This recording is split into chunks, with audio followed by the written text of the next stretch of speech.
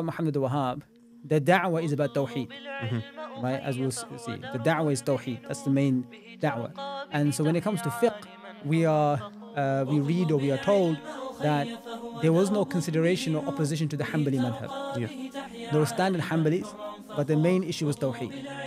One of the things, but what you notice, he goes in a lot of the refutations against Muhammad al-Wahhab by Ibn Faliq and other such figures, whether they're Hanbali or Shafi'i, they keep on saying, you claim to be mujtahid. You claim to be mujtahid. And they say these, especially the earlier ones. Later on, they're saying it as well for different reasons, but these early ones are saying this. And then he highlights that there's a little known risala of Imam Muhammad al-Wahhab, where he's very critical of the madhab. The passage of Ibn Taymiyyah that suggests that he's saying that a lot of people are engaged in shirk, but this open claim that they are mushrikeen, that they have left the fold of Islam, then shirk billah, and then even fighting on those behalf. You'll see later where he says, right, in fighting on those behalf, on that premise, this is something that Muhammad al-Wahhab took. And so called Bunzel, what he tries to argue here, this is what he extended further beyond Ibn Taymiyyah. Beyond Ibn Taymiyyah, yeah. Okay. And you have the similar when it comes to that jihad. Yeah. So Ibn Taymiyyah's take on jihad is quite straightforward. Yeah. Right? But the idea of jihad for Muhammad al-Wahhab is one of eradicating shirk. So now if everyone around you is doing shirk, and then, like I said, let me highlight. Fair enough. Open that book up and start reading. The translation of it as well. Open it up and start reading, and you'll start to see in this quickly, because the da'wah of the Rusul was not to Tawheed al-Rububiyyah, because they already believed in Allah being Rabb. So what was the da'wah of the Rusul was just to worship Allah alone. Now why is that significant? That means that, he goes, if their only problem was they weren't worshipping Allah Ta'ala alone, but they knew Allah was being Rabb, then what's the difference between you and all these other Muslims that are venerating the grave or venerating saints? In actual, Alhamdulillahi Rabbil Alameen wa salawatu wa salam ala nabina Muhammad wa ala alihi wa ashabihi ajma'een. Amma ba'd. Assalamu alaikum wa rahmatullahi wa barakatuh. Welcome back to our podcast with our dear Ustadh Maulana Zishan, and welcome back to another episode of reviewing some books. Today, the episode is going to be about a particular group movement of the last century. But before we get into that, and before I introduce the book to you, etc., we want to clarify certain points about some of the things that we said before. So just regarding Imran Hussein and his book, I think what we want to do, because we want to keep a theme with each episode that we create and we put out, we want to ensure that each book that we do is in tandem with the other. So we're going to do Imran Hussein again at a later date with another book in the same kind of field in eschatology. So look forward to that, inshallah. The second thing is that we have recently come across some responses to the last episode we did regarding the book Navigating the End of Times by Asrar Rashid. And one of the points that we mentioned in that episode, which was responded to, was regarding his use of hadith literature and his lack of tahqiq, his lack of investigation regarding the hadith themselves, whether they're authentic, whether they are fabricated, whether they are weak, and the lack of that commentary in the book is quite apparent. So what was mentioned, and Maulana can come in at any time as well, what was mentioned in that regarding that point was that he has attributed every hadith to its respectable source, and he's not relied a lot on books such as Kitab al-Fitan by Nu'aym bin Hammad. But what we would like to say in response to that, and Maulana can contribute on this, is that the ahadith being attributed to their masadir, to their sources, is not the same as doing tahqiq. So for example, I could give you a hadith from Musnad Ahmad, and it will be in Musnad Ahmad, but that is different from me giving you the grading of the hadith, whether it is sahih, hasan, da'if, mawdu'. And there are weak ahadith in Musnad Ahmad. So we have to make that distinction, and we have to make it clear that it's not enough just to attribute every hadith to its source, which is good. But at the same time, we have to also grade those ahadith so that the narrative we're trying to build, whenever we're trying to build any narrative, any point we're trying to make, they are built upon strong foundations. If you're going to make a point or build a narrative on a hadith which is weak, it might be in Musnad Ahmad, it might be in Daraqutni, but if it is weak, then as we mentioned, it's going to be built on a house of cards. remove that one card and the whole house falls down. Anything you want to add on this? Yeah, Bismillah ar-Rahman ar-Rahim. Nahnu salli wa nusallim ala rasulih al-kareem. Amma ba'd. Just some clarity here. So, just to make clear that we didn't make those claims. So, so when we were saying that, the hadith are great, because this is something mentioned by Rashid himself in a recent video. And just to note, we're not going to be responding to videos out there, but because specifically to what we've said in our review, we want to keep it to the book. That's why we're going to discuss it. Otherwise, we're not going to just take up random videos and start to respond. That's not the goal of this podcast. But because something specific was mentioned, as you've clarified, is that we were very clear that it was the attribution of the hadith back to the Messenger of Allah Sallallahu Alaihi Wasallam, which is a concern for us. The fact that his reference to books is something that we never made a point of. Number two, it wasn't even the issue if he said the hadith is da'if. The problem was that we were not told what the hadith is. So if someone was to say to us, because someone turns around and says, but does every hadith have to be sahih? Can you use da'if hadith in certain instances? Well, that's fine, but we need to know what it is first. Right? So before I have to tell you, okay, this is da'if, but the reason I'm using it is because Imam so-and-so said this, or Imam so-and-so mentioned this, or it's corroborated by this point, then fair enough. But the lack of that in a given book, right? The lack of that in any given book is a serious flaw. And I mentioned why in today's day and age it's more of a flaw because of the easily accessibility, how easy takhrij and tahqiq of hadith are accessible. So that does become a major flaw in the book. The Nu'aym ibn Hammad's point Kitab al-Fitan was an example, right? That wasn't the only point. So I said this general point, and then as a case study, I said, let's look at one of his sources that he relies upon and what the problems with that is. If you want to, but this is not our job, we're reviewers. If he sent this book to us beforehand, before it was published, and said, can you check through our hadith? Then we can come back and go through every hadith and do that for him. But as a reviewer, it's not my job now to analyze every single hadith. That's a flaw in the book. Right? So it could be some of the hadith are sahih. It could be they're da'if. It could be they're mawdu'. It could be anything. But the fact of the matter is he's not clarified that. And on top of that, he's used sources like Kitab al-Fitan Nu'aym ibn Hammad, and he's not clarified the attribution. So Imam Suyuti, Ibn Hajar al-Haytami, Imam Barzanji, whoever Imam you want to cite, using the Kitab al-Fitan Nu'aym ibn Hammad does in no way support his use of Kitab al-Fitan Nu'aym ibn Hammad, which is without grading. Now, if they've done the same, so if he says, but Barzanji's done the same, but then Barzanji would also be mistaken. And don't take my word for it, because the argument may be that because it may be on sectarian grounds or some sort of personal thing we may have, right? As I said, I've never met the guy, nothing personally against the guy. But if you don't trust us, go to any student of hadith. I mean student of hadith, not someone studying dawra. I mean someone who studied ulum al-hadith, who knows how the books of rijal work, how authenticating hadith works, how the books of mustalah hadith to a bit more advanced level, or a scholar of hadith, and put the points I point forward to them, regardless of which sect they're from, as long as they're Sunni, right, and they believe in the tradition, and tell them ask him if my argument or my criticism is fair or not. I'm fairly confident that you will get the response that it's a fair criticism, especially when there's no clarification made inside the beginning or at the beginning of the book that I've graded, I've checked these ahadith, or any kind of comment like that. But this is clear. Like I said, it's in the first podcast. We're not going to repeat all that again. It's there. And I'm sure many other books will be criticized similarly in the future. When there's points like this, inshallah, you see consistency. We'll try our best to be consistent. Any other book written by any other author, if there are ahadith in there that have the same method that Asrar Rashid has applied, we would hopefully, inshallah, I'm very sure myself, inshallah, we will point it out. If we don't, then I want people to call us out and say, you guys are being biased here because this is someone that you like or you don't know, whatever it is, right? I'm more than happy to put my hands up and say, fair enough, I'll retract my stance on something. Consistency is key. Okay, yeah. Inshallah. Okay, so just on the last point, just on this, right?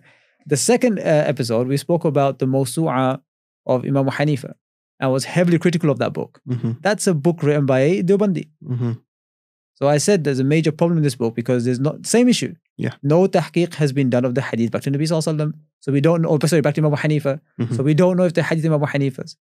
There was nothing in there saying, oh, this guy is one of my fellow Deobandis or my teachers related to him or whatever, right? Don't worry about it, right? But the reason why we praised the book in general was because it gathered the information together. But then it had a major problem with it. And we clarified that. It doesn't matter what affiliation you have. And you see today, we're going to be analyzing a book for a non-Muslim. Right? Regardless of what you want to say, right? My love for someone like Asrar Rashid is a believer. Right? The person we're going to study is not a believer. So we have wala as believers.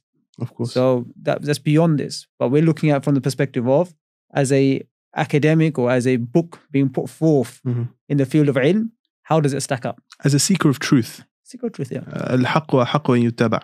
That should be the mi'yar, that should be the maxim for any student. Inshallah. But of course, we'll fall short. Yeah. Because like I said, we have our biases. Yeah. And so we have to be, we have to tell each other off, get other people, and then people see it, they say, they'll point it out. And if you think that is inconsistent, then we will say fair enough. If it's not, then we'll tell you why we said what we said. But allow us to review a certain level of books, and then you can see if there is, an agenda where you want to see. It's up to you guys, inshallah. Anyway, let's move on from that. That's quite clear. But just you can watch it. And the other point that Asrar mentioned in this video on this topic on Blogging Theology about other aspect of the criticism we made, which was the Mullah Qasim an-Nawawi point. He said it is referenced at the end. Again, we're aware of the references. And we're saying the references don't say what you claim they're saying. Then he said we have more references. Well, then that's beyond I can't do anything about that. Bring them. Right? Yeah, because he might be right. If he's right, then fair enough. But like I said, if I mention an argument to you and I say, here's my references, and then you point out, say, there's mistakes in there, I can't rebut you by saying, but there's more references over here. I just haven't shown you. I haven't shown you yet. Yeah, I haven't shown you that yet. That's what are you supposed to do about it? I can only go by what's in front of me. So if you've got other references, great. If they prove that, remember, it wasn't just one off point. There was a whole section that we had an issue with. Right? So that's something which is a significant point. So whatever the case, you can move on from that, inshallah. But I just wanted to highlight because it's specific to our review. Beyond that, we're not interested in other points. Of course. So the actual topic for this podcast is a book written by a non-Muslim, as you pointed out. His name is Bunzel. Am I pronouncing it right? Bunzel. I believe so. Yeah. He's titled his book Wahhabism, the History of a Militant Islamic Movement. Okay. So just a disclaimer here as well, and I'm sure Maulana would agree on this. When we use the term Wahhabi or Salafi, it's not derogatory. I'm sure you can agree on that. It's not derogatory. You don't mean anything by it. It's just a term of ta'rif. And as I think in this book as well, he also demonstrates how Wahhabi was a name that some of the people who adhere to this movement actually adopted and accepted as a label for themselves. So we're not using it as a way of, belittling people. So that disclaimer out of the way. Maulana, this book, it's a book around a very modern movement, or very close to our modern era right now, our period right now. What does this book aim to do? What does the author want to do in this book? So the book, just to highlight, is that in 2000, this Bunzel, who is based in, I'm just looking at his a bit of information about him. He says that he is a fellow at the Hoover Institution, Stanford University. That's where he's currently. He's also he's an editor to a website called Jihadika, right, where they kind of document what's going on in the world regarding things related to jihadi movements. And he's got some other articles and books around the topic of modern jihadi movements. This book is a bit different because he doesn't discuss the modern era. He's discussing the classical period of Wahhabism, the classical Wahhabi period. And straight away, there can be a big question mark that comes about. Is saying, well, what's the guy's agenda? Right? What's the guy's agenda? Is this a fair analysis of Wahhabism, or is it agenda driven? And from my reading of the book, it seems to be fair from my take on it. Because what I've done is, in places where I think that he's kind of mentioned some points that quotations, etc. I've tried my best in many instances to check them up. Do the book say what he says? And generally speaking, I found it to be very consistent in his referencing. Do you think his translations match the text? Does he play around with them? Probably better some translations, but I don't think they're, he hasn't got it completely off in any case. I didn't see any clear, major, glaring errors in terms of the source is saying one thing and he's saying something completely different. We'll mention other points as well as we go along. But back to the point I'm saying is, so is there one? I don't see one. And because the references are there, and a lot of these books that we're talking about are accessible. So remember, a lot of the books written by Salafis, include that Wahhabis, most of their books are available online. What he's citing, their books, right? So it's not hard to reference. Or sorry, to check the reference. It's very easy. So it takes a minute or two. You can find the volume, page number, and you can read it for yourself. So that's that. So I didn't see anything clear. So this was in 2019. He published he submitted his PhD, and that's what we were going to do our review on. There's a very good review on this by Ustad Umar. I forget the channel's name again. I think I might have put it in the thing, but he's got a long review of this, which is more of a summary of the PhD. And that was the plan initially, to do a review of that. But then what happened was the book came out. And now that the book's out, I said, let's delay it so we can read the book just in case. But the book and the PhD seem relatively similar. I didn't see any differences, or the arguments are very similar.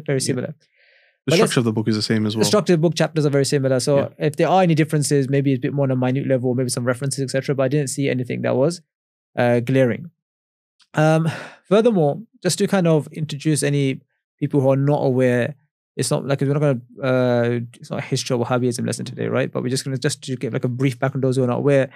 Modern Wahhabism, which is more or less is intimately linked to the Saudi state, Saudi Wahhabi state. That's an intimate link between the family of what we know as Muhammad al-Wahhab and the Al Saud family, which is a pact that took place in the mid 1700s, and from there on, this relationship has continued, ups and downs, until the eventual Kingdom of Saudi Arabia that we have today. And so this study is looking at the classic Wahhabism. Right? And the reason why it's so important as a study is because a lot of affiliates to these groups, you see on these very fundamental topics of Tawheed, Shirk, Ibadah, Udhr bil Jahl, these kind of discussions, right? It's a very confusing discourse if you're to follow modern Wahhabi discourse. It's confusing in any way, but if you follow Wahhabi discourse, it's very confusing. That's why you see people attributing themselves to Wahhabi, and they would be militant. Right? Groups like ISIS, etc., attribute themselves to Wahhabism.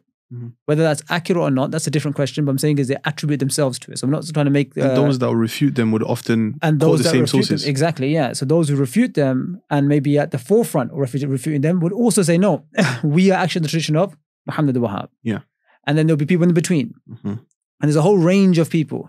And a lot of this comes down to their reading of Muhammad al-Wahhab or Wahhabism and what it actually represents. So what this study does is, and in Arabic, by the way, there's a number of studies. And a lot of the studies are either arguing for one case or the other. So those who present Muhammad al-Wahhab as much more of a peaceful person, saying he's not nothing like Daesh, ISIS, he's actually someone that was far more cautious when it came to takfir, they will present one image of Muhammad al-Wahhab. Those who would say no, to the contrary, he was on the same methodology that we were on. Everyone around us who does X, Y, Z practices is a mushrik, is disbelieves, is left fold of Islam, or is kuffar for aiding with non-Muslims and so on and so forth. They will say, here are the passages of Muhammad al-Wahhab that support us. So you're kind of stuck as a general reader. Like, what do you do in the situation? So what Cole Bunzel does here is that, again, he's not here to argue which one's right or wrong per se, although that's what the end result is. It's basically, it's a description of, it's a historical analysis, but via the books. It's an important distinction because you have certain studies on Wahhabism, or studies of anyone for that matter, which is based upon historical data. So historical data will mean like biographical information. It could be documentation, travelers from Europe, right? These are all ways that you can try to reconstruct history. A theme that's kind of has been increased significantly in Western academia, as well as Islamic scholarship as well, is that you try to find out what's happening by reading religious texts.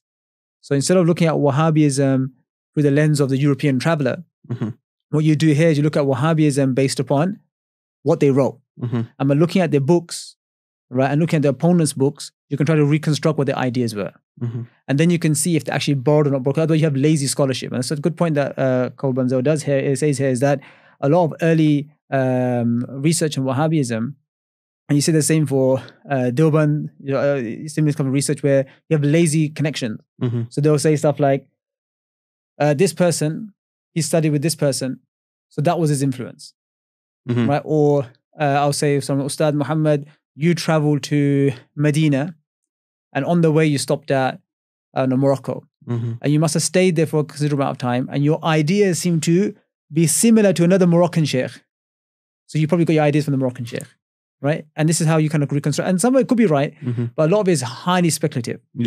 This form of study says, okay, that's great, but let's look at the person, look at all their books and see where do they borrow their ideas from? Let them speak for themselves. And this is what Cole Bunzel has done, I think, very well. So he has utilized other sources, but this is what he's kind of done in reproducing early Wahhabism. I think a good a good positive of this is that it allows you to have concrete evidence behind what you're saying. If you're trying to say X person had an idea or a concept or a belief that he wanted to give out and, you know, transmit, then you can find in his books that's a solid evidence for you to do that. But are there any issues with, are there any issues with trying to construct a narrative based on the writings of a person as opposed to, you know, external sources? Well, that's okay. So let's see what his main argument is. Okay. Right. His argument, and then we see if we come to your answer on that, right? Yeah. His main argument is not a novel argument. Okay. There have been Crawford, these kind of people before in academia that have mentioned similar type of argument. And opponents of Wahhabis have mentioned a similar type of argument as well. Is that they say that early Wahhabism, which is from Muhammad al-Wahhab, right, who comes in the 18th century, the 1700s. His da'wah begins in 1741, I believe he says, right? So that's the period we're talking about. So you look at 1741, and now we're in 2023. Right, so it's not that big a gap, right? So what his argument is that the Wahhabi da'wah, or the da'wah as it's referred to amongst their own circles, right? It started off in the first 180 years, I believe, up to 1920 approximately. This is the phase where the da'wah is very militant. It's very much takfir orientated. It considers most of the Muslim world to be disbelievers, mushriks. It has a very negative view towards the Ottomans, claiming the Ottomans were disbelievers. And they would deal with people as such. And we'll come to some of those specific points. And the last great defender of this militant Wahhabism, before it's watered down, and we'll give those quotations, was Suleiman ibn Sihman, who dies in 1920, I believe he says, right? 1930, I think, passes away. Because this is the last great Wahhabi scholar who defends what he calls here the militant Islamic movement. Thereafter, through other figures that we'll come back to, you get a watered down version of Wahhabism, and which is the current state, which I will say as such, it's a very confused state. So if you were to open up a book by modern Wahhabis, where they discuss topics such as al-udhr bil-jahl. So do we excuse someone because of ignorance if they fall into shirk or not? And you go look at modern Wahhabi discourse, you'll get all sorts of opinions, right? Even recently, because I was reading this book, I was looking at some of the other works, and this is a book written by Dr. Sultan Umairi on the topic of al-i'dhar bil-jahl, right? On al-udhr bil-jahl. And at the end, he says, scholars are differed about what Muhammad al-Wahhab's views were on al-udhr bil-jahl. So he kind of inclines that he probably did, but regardless of the fact, it's very different to Ibn Taymiyyah. Right? Because Ibn Taymiyyah is very clear in the excuses he gives. There's tahrir there, because you don't see the same in the writings of Muhammad al-Wahhab. Right? So anyway, we're going too far ahead anyway. But that's just a bit of the main argument of the book. Yeah. So then what he does is he's going to go through the life of, so he's divided into 7 chapters. Yeah. Right? So the first aspect would be the life of Muhammad al-Wahhab himself. Yep. And then you have 2 following chapters, which is very interesting, which is the connection between Muhammad al-Wahhab and Ibn Taymiyyah Ibn al-Qayyim. What's the relation Muhammad al-Wahhab has with Ibn Taymiyyah rahimahullah and Ibn al-Qayyim rahimahullah? And is the claim that this da'wah is taken from these scholars accurate or inaccurate?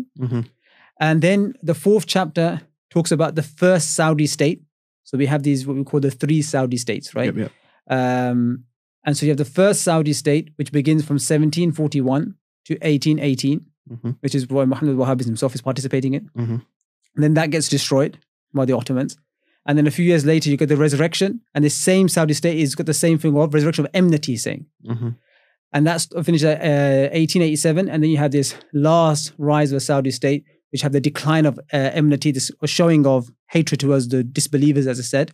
And that's the 3rd Saudi state, which finishes with Ibn Sihman. And then you have the modern Saudi state, which is in this current state that we see in, which again is quite different from what it was, and that's got its own history. He doesn't deal with that. Okay. So if someone's looking at this book to read about Wahhabism, or the political question of how the state is, the current state's relationship with Wahhabi scholars, that's not something that this book is going to deal with. Right? Specifically about the thoughts. And up to 1930, 1940. Okay. That's where it stops. Anything beyond that, this is not the book that you're going to be reading for that. But this book would explain the complication, the confusion that is found in modern Wahhabi discourse. I see. And now we'll go to some of the details, inshallah. Just go for it. Yeah, I see. So he does one thing in this book, though. So you mentioned that he looks at the literature a lot. So the literature of Wahhabi scholars, Wahhabi historians as well. And he also looks at another source of literature, more often than not found in manuscript form, because they're not really being published. Yeah. He looks at the refutations of the contemporary scholars around Muhammad ibn Abdul Wahhab, and he looks at from not just one particular group of scholars that refuted him, but across the board. He tries to see what were the things that they were trying to argue against him. So what do you think about this? I mean, in terms of like its veracity as a source. Yeah. So he himself uses these sources, as you mentioned. A lot of these are manuscript forms. So you talk about contribution to the discussion. This is one of the contributions that this book makes, because you say, wait a minute, if all the books of the early Wahhabis are available, what does he do beyond just analyzing those texts? No, he brings forth texts that are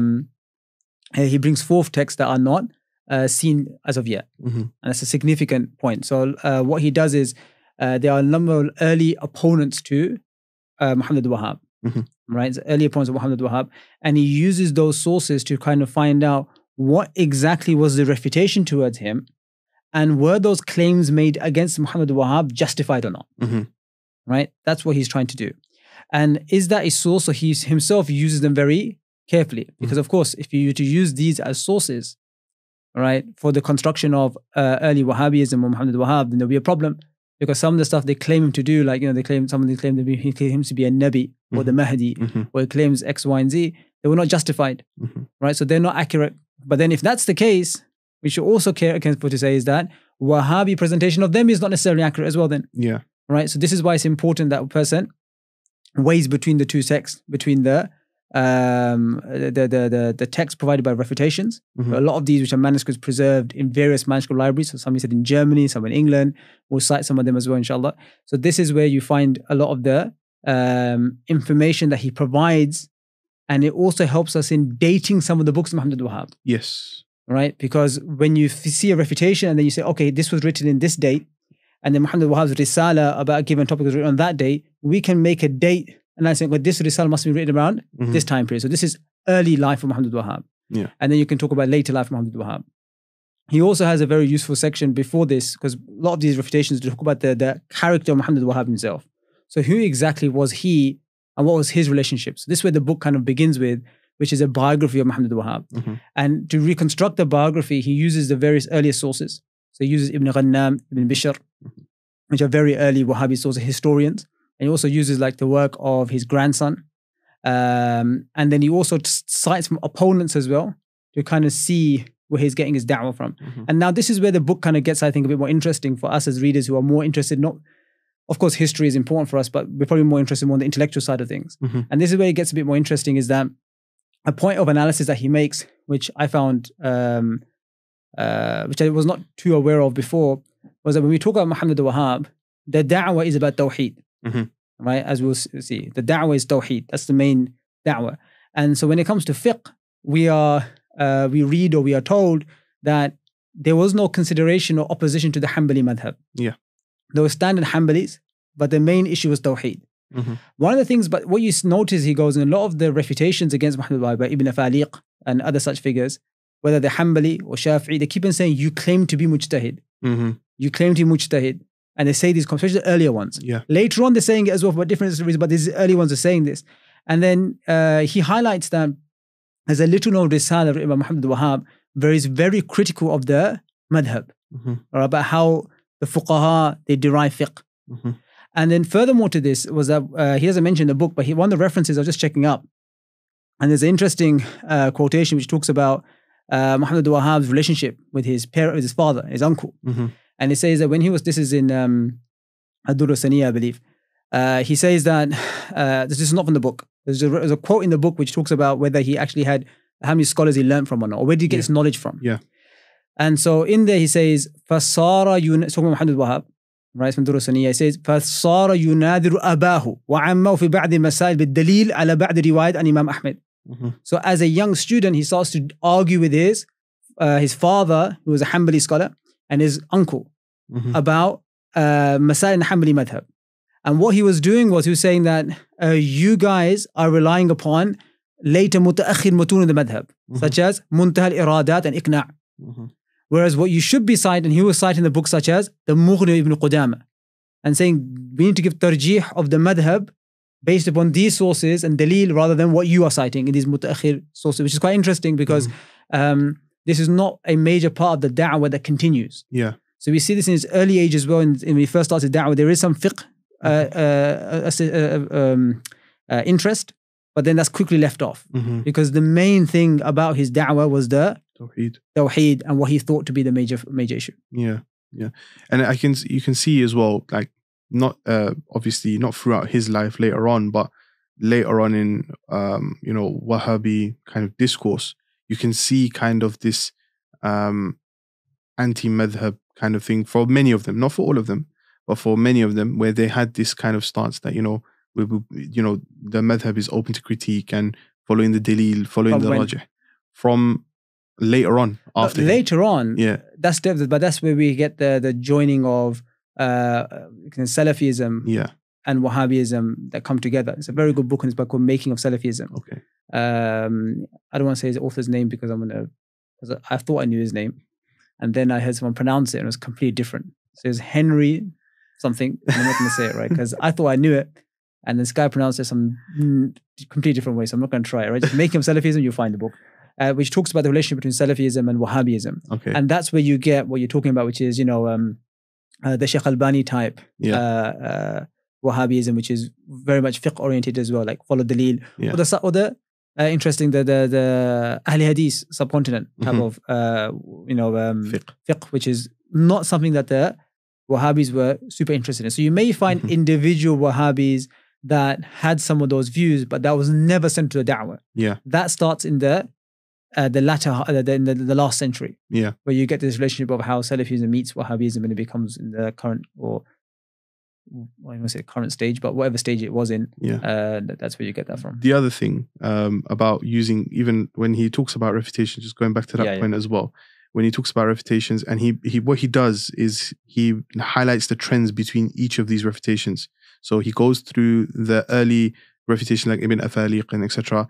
And he looks at what were their arguments and against Muhammad ibn Abdul Wahhab. What were they saying to refute him? And you mentioned one was his claim of ijtihad. Yeah. Another one that they had, which was, and I think this one's a key one, is they were looking at his correspondence with the views of Ibn Taymiyyah and Ibn al-Qayyim. And he mentions in his book as well that where the Shafi'i scholars like al-Qabbani, who comes a bit later, he was refuting Muhammad ibn Wahhab for reviving Ibn Taymiyyah. He was the first one. So he was the first one. was 1742. Okay, so he was Shafi'i, and he's saying that Muhammad ibn Abdul Wahhab has revived the thought of Ibn Taymiyyah and Ibn al-Qayyim, and that's a bad thing. Yeah. And then the Hanabila who were refuting him, and I think as well Shawkani as well. I think. Yeah. Yeah. He was. San'ani was also. When they were refuting him, they were saying that and also his brother were saying that you have gone away from what Ibn Taymiyyah and Ibn al-Qayyim was saying.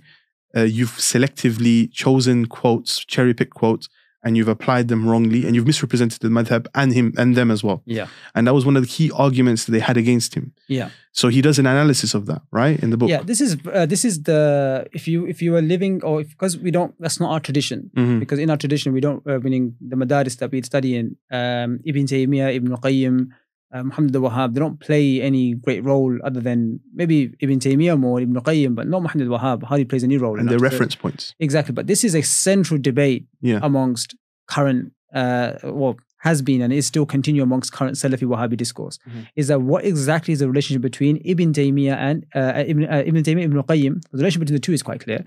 But them two and Muhammad al-Wahhab.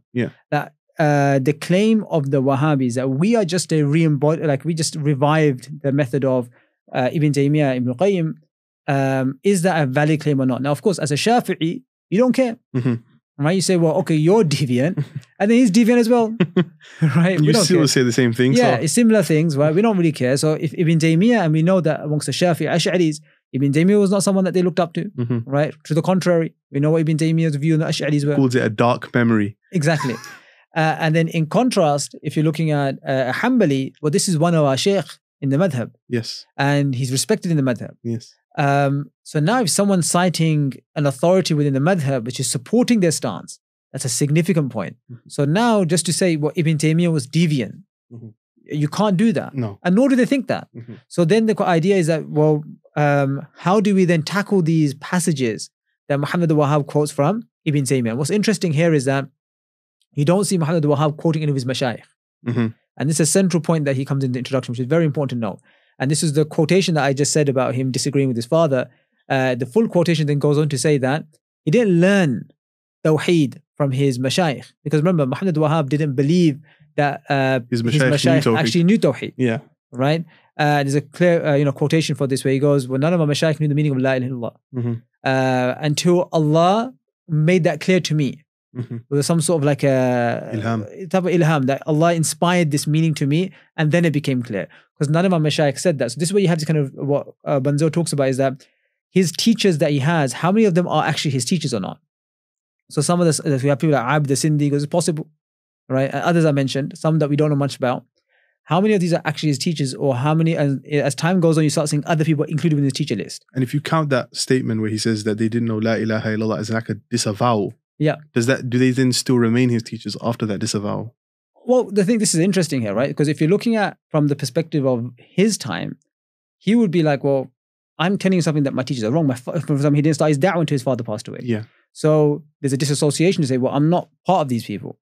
But of course, you need to still have, as if the accusations start coming saying, well, where'd you learn from? Where'd you study? Tell us that much at least. Yeah. So there is a need for teachers. So you have this kind of strange balance you have to try to make between the fact that, yes, I have teachers. So I've got the basic training that's required. But at the same time, a teacher didn't even know what they were talking about when it comes to Tawheed. So you have to kind of have this balance. So you have to say, yeah, he's got teachers. But at the same time, teacher, and then there are some stories about teachers also trying to affirming his da'wah.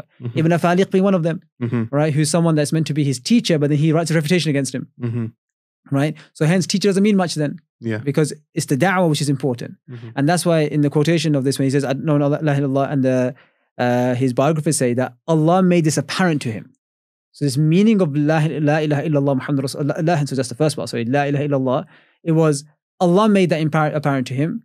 And then later on, or either for inspiration, he saw the books of Ibn Taymiyyah supporting that claim. That's the makeup of Muhammad al-Wahhab, of how he gets to what he gets to. So you got ilham and then he found the evidence. Well, potentially both ways. It could be read the book as well, right?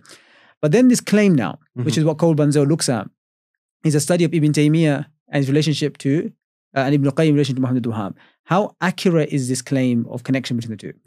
Now, there's a number of points here that needs to be highlighted. Number one is that as a study on Ibn Taymiyyah, this is not going to be like any groundbreaking study of Ibn Taymiyyah. To the contrary, I think there's a lot of things that you could, nuances about Ibn Taymiyyah's thought can be highlighted. But we're not going to summarize the whole book. That's not the goal. We ain't got that much time to do all of that.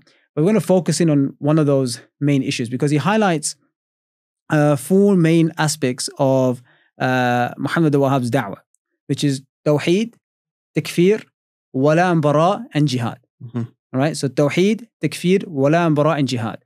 So this point of Tawheed, which as he highlights, and he says, he says that the Taqsim al-Tawheed is central to Wahhabism.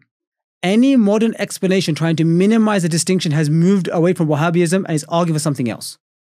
In this letter, the entire religious struggle in Najd appears as one revolving around the distinction and the necessity in between the two tawheeds and acting upon it. So that's a quotation that he gives first, and then he mentions it. So he say quotation from Ibn Wahhab. He says that. The last thing I just read was a quotation, which is the taqsim that is central to Wahhabism. A modern explanation trying to minimize the distinction has moved away from Wahhabism, is arguing for something else. Just on this then. So let's focus. So that's a summary I wrote of the passage. Sorry, that's not a quotation. So just to zone in on one, right? I think we want to focus on his concept of taqsim al-tawheed. So what was, as like a brief breakdown, what was Ibn Taymiyyah's idea about tawheed? What was his taqsim? Right. So Ibn Taymiyyah, rahimahullah, he divides tawheed into two categories. Right. So he goes, there's such thing as tawheed al-rububiyyah and tawheed al-uluhiyyah. Tawheed al-rububiyyah is Allah being the Rabb. So Allah is the Lord, He's the creator, He's the sustainer, etc., etc. That's tawheed al-rububiyyah. then Tawheed al-Uluhiyya is us recognizing Allah Ta'ala as such, is us worshipping Allah Ta'ala. So you have worship, and then you have Tawheed al-Rububiyyah, which is belief in Allah Ta'ala being as such. That sounds fine, right? That sounds fine. I don't think anyone listening to that would say, okay, I don't see an issue with that.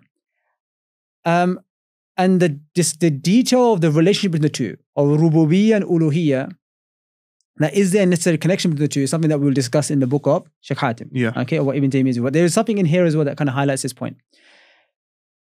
But Muhammad al-Wahhab then, so there's a suggestion that you can believe that Allah Ta'ala is your Lord, but not necessarily worship, rather worship someone else.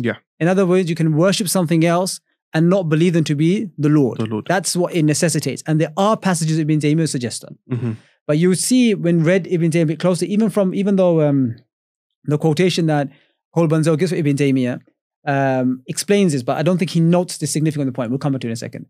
Now, Muhammad al-Wahhab, what he does is he says, okay, Taqsim al-Tawheed is here, right? So you believe Allah is Rabb, and now we get to the main thrust of everything, right?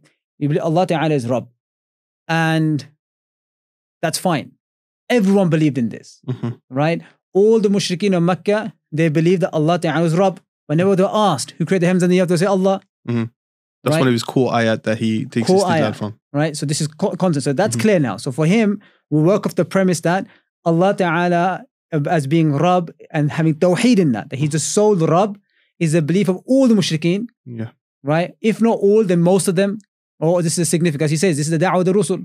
Everyone believes in Tawheed al-Rububiyyah. So this kind of, when we say this is, am I exaggerating? No. If you open up, and it wants to do this, right? It's not too hard to do. Open up Kashf al-Shubuhat of Muhammad al-Wahhab. Go online, you open that book up and start reading. There's a translation of it as well. Open it up and start reading, and you'll start to see in this quickly, because the da'wah of the Rusul was not to Tawheed al-Rububiyyah, because they already believed in Allah being Rabb. So what was the da'wah of Rusul? It was just to worship Allah alone. Now, why is that significant? That means that he goes, if their only problem was they weren't worshipping Allah Ta'ala alone, but they believed Allah was being Rabb, then what's the difference between you and all these other Muslims that are venerating the grave or venerating saints? In actual fact, your shirk, the shirk of the mushrikeen of Mecca, is the same. Then he goes, no, it's not the same. Rather, the shirk of the Muslims that he's saying is worse than the shirk of the mushrikeen. Why? Because they believe that Allah is Lord, etc., and then they made partners with Allah. You believe Allah is Lord, you say the same thing the mushrikeen say, but then you go to a grave, you do istighatha, right? You do all of these things, right? Reverence of the grave with your sheikh, whatever you're doing. And he gives many examples that were happening, right? Or going to the grave of Abdul Qadir Jilani and say, Ya Abdul Qadir, aghithni, help me, these kind of things, right? So he goes, you're saying all of this. And they said the same thing. So Allat and Uzza and the way they venerated them is exactly the same the way these Muslims are doing it. So hence, these Muslims are also mushrikeen. Now, the difference that you have here is that although there may be passages of Ibn Taymiyyah that suggest that he's saying that a lot of people are engaged in shirk, but this open claim that they are mushrikeen, that they have left the fold of Islam, then shirk billah, and then even fighting on those behalf. You'll see later where he says, right? Even fighting on those behalf, on that premise. This is something that Muhammad al-Wahhab took. And so Bunzel, what he tries to argue here, this is what he extended further beyond Ibn Taymiyyah. Beyond Ibn Taymiyyah, yeah. And you have the similar when it comes to that jihad. So Ibn Taymiyyah's take on jihad is quite straightforward. Right? But the idea of jihad for Muhammad al-Wahhab is one of eradicating shirk. So now if everyone around you is doing shirk, and like I said, let me highlight. So this includes the Ottomans. That's why if you look at, there's a passage here that he cites, but I got the Arabic here just so people can be clear. This is from Durr al-Saniyya, where he says, Al-Kufru bima yu'bad min dunillah. Kufr, which other Allah is worshipped. So what does this mean by worshipped? It's not talking about the kuffar worshipping Isa alayhi salam. He's talking about Muslims that are venerating graves or going to a grave and seeking help, etc. Right? He's saying those people.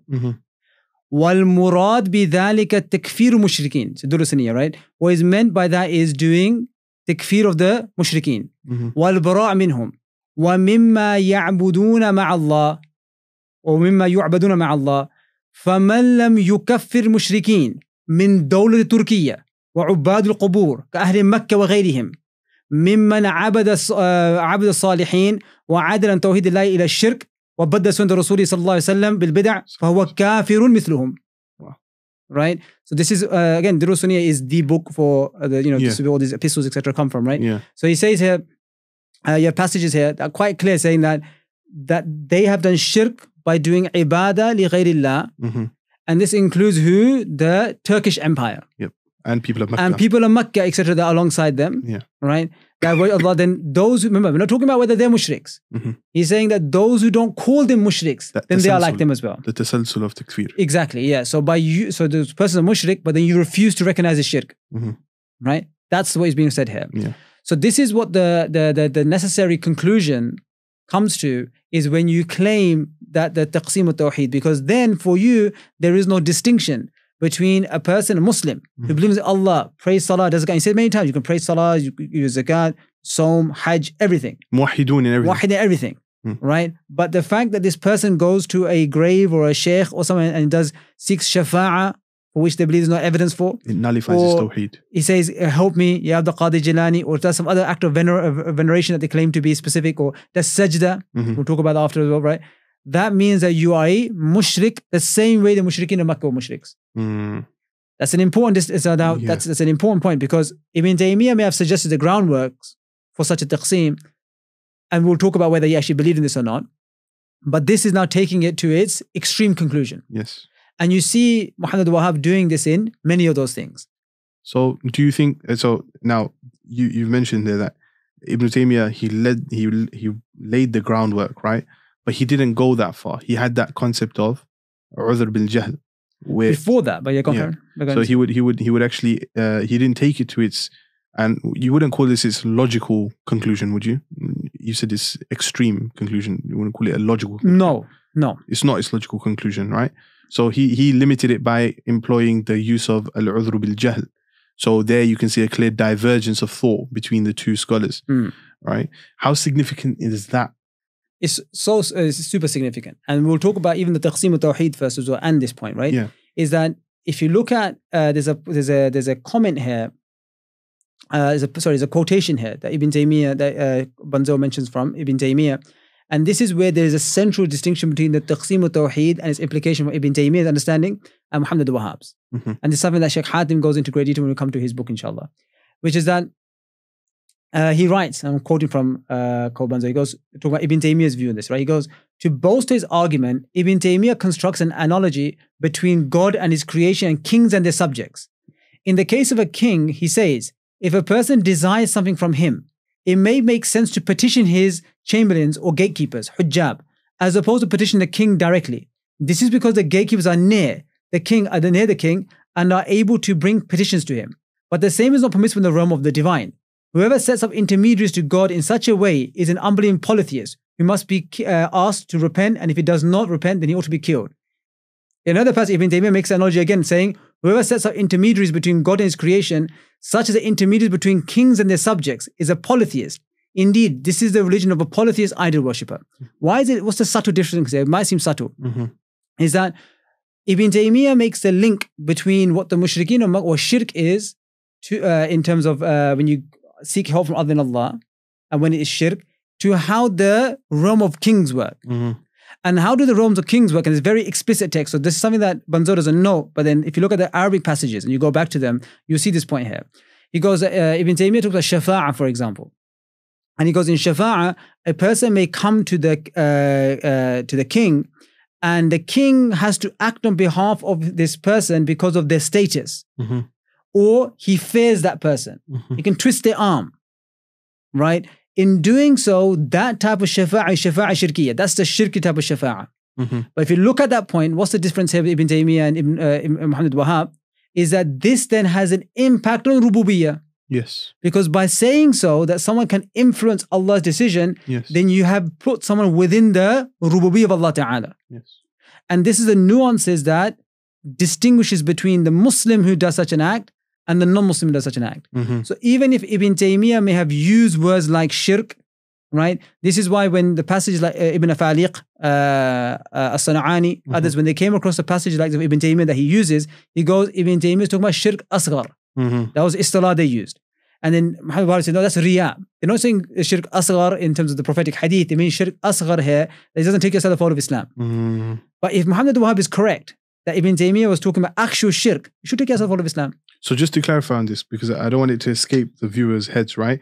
When we're talking about these intermediaries between the king and the subject, and so someone being muta'athir on the king, essentially, that key term, right? Someone having an effectual impact on the king to change this decision. If someone believes that for Allah subhanahu wa ta'ala, that an intermediary that in the grave, etc., has an effectual impact in the qadr of Allah, in the qada of Allah, then that would become shirk. And that's shirk and rububiyyah. Yes. Zahiran, it doesn't seem like it. Yeah. Just like you say the king, I accept that's my king. Right? These are his subjects. I know they're subjects. That is my king. So you may have even, we'll talk about, I don't want to go too much, I guess, the whole Shaykh Hatim's book, right? But the idea is quite important because it will come again, is that that's my king, right? And I accept that as my king. These are subjects. So the nizam works like that. So similarly, they do qiyas without Allah Ta'ala. So that's a shirk. So although it's a general acceptance of the rububiyyah of Allah Ta'ala, but every act that they did of uluhiyyah, right, it had to be connected to one of those aspects of this wide discussion of what shirk and rububiyyah is. So anyway, that's a fundamental distinction between the two, which is not noted by Bunzel. And you see the other texts of Ibn Taymiyyah make that distinction much more clearer. And we'll come to that inshallah. The second point about the jihad, is that, so now once we've understood this now, if you can understand how Muhammad al-Wahhab operates, he goes, okay, most people are doing this now. What he calls a cult of saints. It's a significant point in time he uses all the cult of saints. The cult of saints refer to this veneration of awliya, whether living or passed away, shrines, etc., right? A lot of which we would accept as being bid'ah. We don't have an issue calling it bid'ah, right? Many of these instances. But he's saying with those people who engaged in that, if they are the same as the mushrikeen of Mecca, then they should also be fought and killed for that. Right? They should be fought and killed for that. And there are passages of, this is something that Cole discusses, that there's passages of Muhammad al-Wahhab in which he discusses the issue of iqamat al-hujjah, or not iqamat al-hujjah, rather, udhr bil-jahl. That's the question you asked, right? Udhr bil-jahl. Now, when it comes to udhr bil-jahl and Muhammad al-Wahhab, the problem that you have is, first you have the clear passages, like the one we just cited, the mushrikeen, the kuffar. Ibn Ghannam, if you just read it, I forget his book, but you just read it, he always refers to the Wahhabis as being Muslims. The Muslims fought against them. They fought against the Muslims. Right? It's never spoken about as saying the Muslims versus Muslims, or the Wahhabis or the Najdis versus, it was Muslims. They fought against the Muslims. That's how they associate. And that's quite clear. And Bunzel makes a clear point of that, saying this is what they're referring to. But then you have some of these passages that Muhammad al-Wahhab suggests that he is, he doesn't do takfir. And this is what is commonly used, right? These passages are used commonly to show that he doesn't do takfir, and he does udhr bil-jahl. So I think one of the famous ones he quotes, Bunzel he quotes, is regarding the letter that Muhammad ibn Abdul Wahhab sends, and he says that some people claim that I make takfir on the Muslim ummah, and we don't make takfir on the Muslim ummah, only the mushrikeen. And that was a key quote that he tried to analyze. And he said that, but who he's calling mushrikeen are the same people he's doing takfir of. So it's like a loop. And there's that one quote. And there's another one which is more explicit. This is cited by numerous scholars, and it comes as follows. I'm just citing from the Arabic, where he says that people claim, same thing, that they make a lie upon us, that we do takfir of that way. It's not true. He says quite explicitly here. So he said this is a passage which is found in his in the Mu'allafat of Shaykh Muhammad. It's a collection of the Rasail. In it, he says the following. He goes, وَإِذَا كُنَّا لَا نُكَفِّرُ مَنْ عَبَدَ الصَّنَمِ الَّذِي عَلَى عَبْدِ الْقَادِرِ. So like we don't do takfir of the one who worships the idol, which is upon Abdul Qadir. I believe it's from his grave, right? The shrine. So again, this is talking about, not talking about mushrikeen or idols. He's talking about these are shrines, right? So he's calling them idols. وَالصَّنَمْ الَّذِي عَلَى قَبْرِ أَحْمَدَ الْبَدَوِي وَأَمْثَالِهِمَا لِأَجْلِ جَهْلِهِمْ وَعَدِمْ مَنْ يُنَبِّهُمْ. He goes, we don't do takfir of them because they are ignorant and because there's no one there to inform them. Right? And these are passages which show that he's saying, I'm not doing takfir because they're ignorant. But if you go, and this is, Bunzel has mentioned this as well, right? But if you go back to this reference, and Muhammad al-Wahhab mentions 4 other groups of people that also, that he does do takfir of. There is no udhr bil-jahl for. The bar is very low. And what I mean by this is that it's quite easy for you to ban takfir. So if you want to be jahil, you have to be absolutely ignorant. Of everything. Of everything. You have to be absolutely ignorant for you to be excused. Okay. The people that he's fighting are not such people. So he goes, for example, the category before this, if you go to the original, we haven't got time to go with passages, right? You can check the references up. But you go to the passage just before this. And so this is from his Mu'allafat. Also comes in Durusaniya, volume 10, page 147. If you go to the beginning, he talks about 4 other category of people that are considered kuffar. The one just before this is the one who loves Tawheed, meaning believes in the same Tawheed as Muhammad al-Wahhab. But he fights the Muslims, meaning who? The Wahhabis. Yeah. By you fighting showing adawah to the Muslims, you are kafir. You're not excused because of that, because you fought the Muslims, because his da'wah is Islam. Yes. And this is a very central point. So there's so Bunzel mentions numerous citations and references for this, which is the idea that this is Islam, and there's very little scope for people outside of this to be Muslims. And that is representative of the first Saudi state. And the second Saudi state, you start having a similar, and you have major Salafi scholars like Hamad bin Atiq, etc., that are carrying on this da'wah.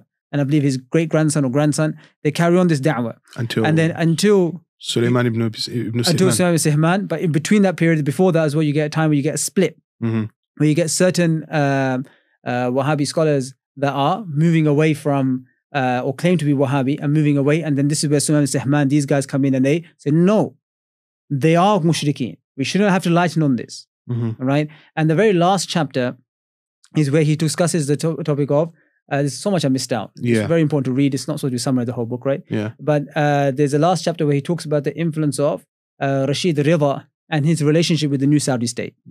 And that's a relationship where you have Rashid Rida, who from a fiqhi perspective is a modernist. Yeah. But he's very much inclined towards the purity and the simplicity of the Wahhabi da'wah. So he's a fan of that. But then when he goes through some of these books that he's publishing, right, he notices that there's a lot of takfir taking place. So he makes notes of these points, right, of this takfir taking place. And he says, this is a mistake.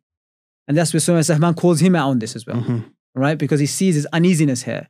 But Abdul Aziz bin Saud, he is happy with this type of, this kind of watering down of Wahhabism, and then that kind of takes on, becomes a dominant force amongst Wahhabis. Which is what we see today, where there is a reluctance to do that. There's a reluctance to takfir, yeah. Whereas he was arguing that traditional, and it makes sense. I tell you, so this, just from a logical, if you forget all the history for a second, right?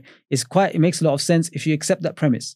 Because if you're saying that the shirk that people are doing, and a lot of these people are doing in different graves or with the sheikh or whatever, right, or saying certain things, that it's the same as that which were the mushrikeen of Mecca were doing, why are you not a mushrik then? You see, why are you not mushrik? So the conclusion that Muhammad al-Wahhab and these early Wahhabis went to was a natural conclusion from that viewpoint. Okay. So the taqsim al-tawheed, as he mentions here, is central. That quote was not quote, is my paraphrasing this one, right? The taqsim al-tawheed that he mentions, which is central, around which everything revolves around. Because once you're now mushrik, what do? I have to barat from you, distance myself from you. I fight you, I kill you, you fight me, takfir will be done on you, right? And then there's a fascinating chapter where a lot of the life of Muhammad al-Wahhab is compared to the life of the Prophet ﷺ. So if they view it as such, so you have the first phase where his da'wah is done silently by his father. When the father passes away, then he does it publicly. Then he gets the state with his pact with Muhammad Saud. And then you have defensive jihad, where people are fighting him. And he's saying, I'm just doing it as defense, but the fighting was usually because of he was stirring up people, right? And then you have offensive jihad. Now it's what? To eradicate shirk. And everything is justified on that. So this is not, so if someone says, is this an inaccurate reading? It could be. There could be parts in it, but just go back to the books yourself. That's what I did. Went back to Ibn Ghannam and you read it. He talks about these people as if they are kuffar. Not as in people that are Muslims that are misguided or want to eradicate the bid'ah or al-amr ma'ruf. Let's send someone off to teach them. No. It's about, doing takfir of them and working up the premise that they are mushriks. And this book does a very good job. There's a lot of other like smaller points of benefit that I'll just quickly highlight so we can stop on this. Go on. Because we take too long on these things, right? He says that, he says that Ibn Abi Izz al-Hanafi was the first to do taqsim al-tawheed into 3.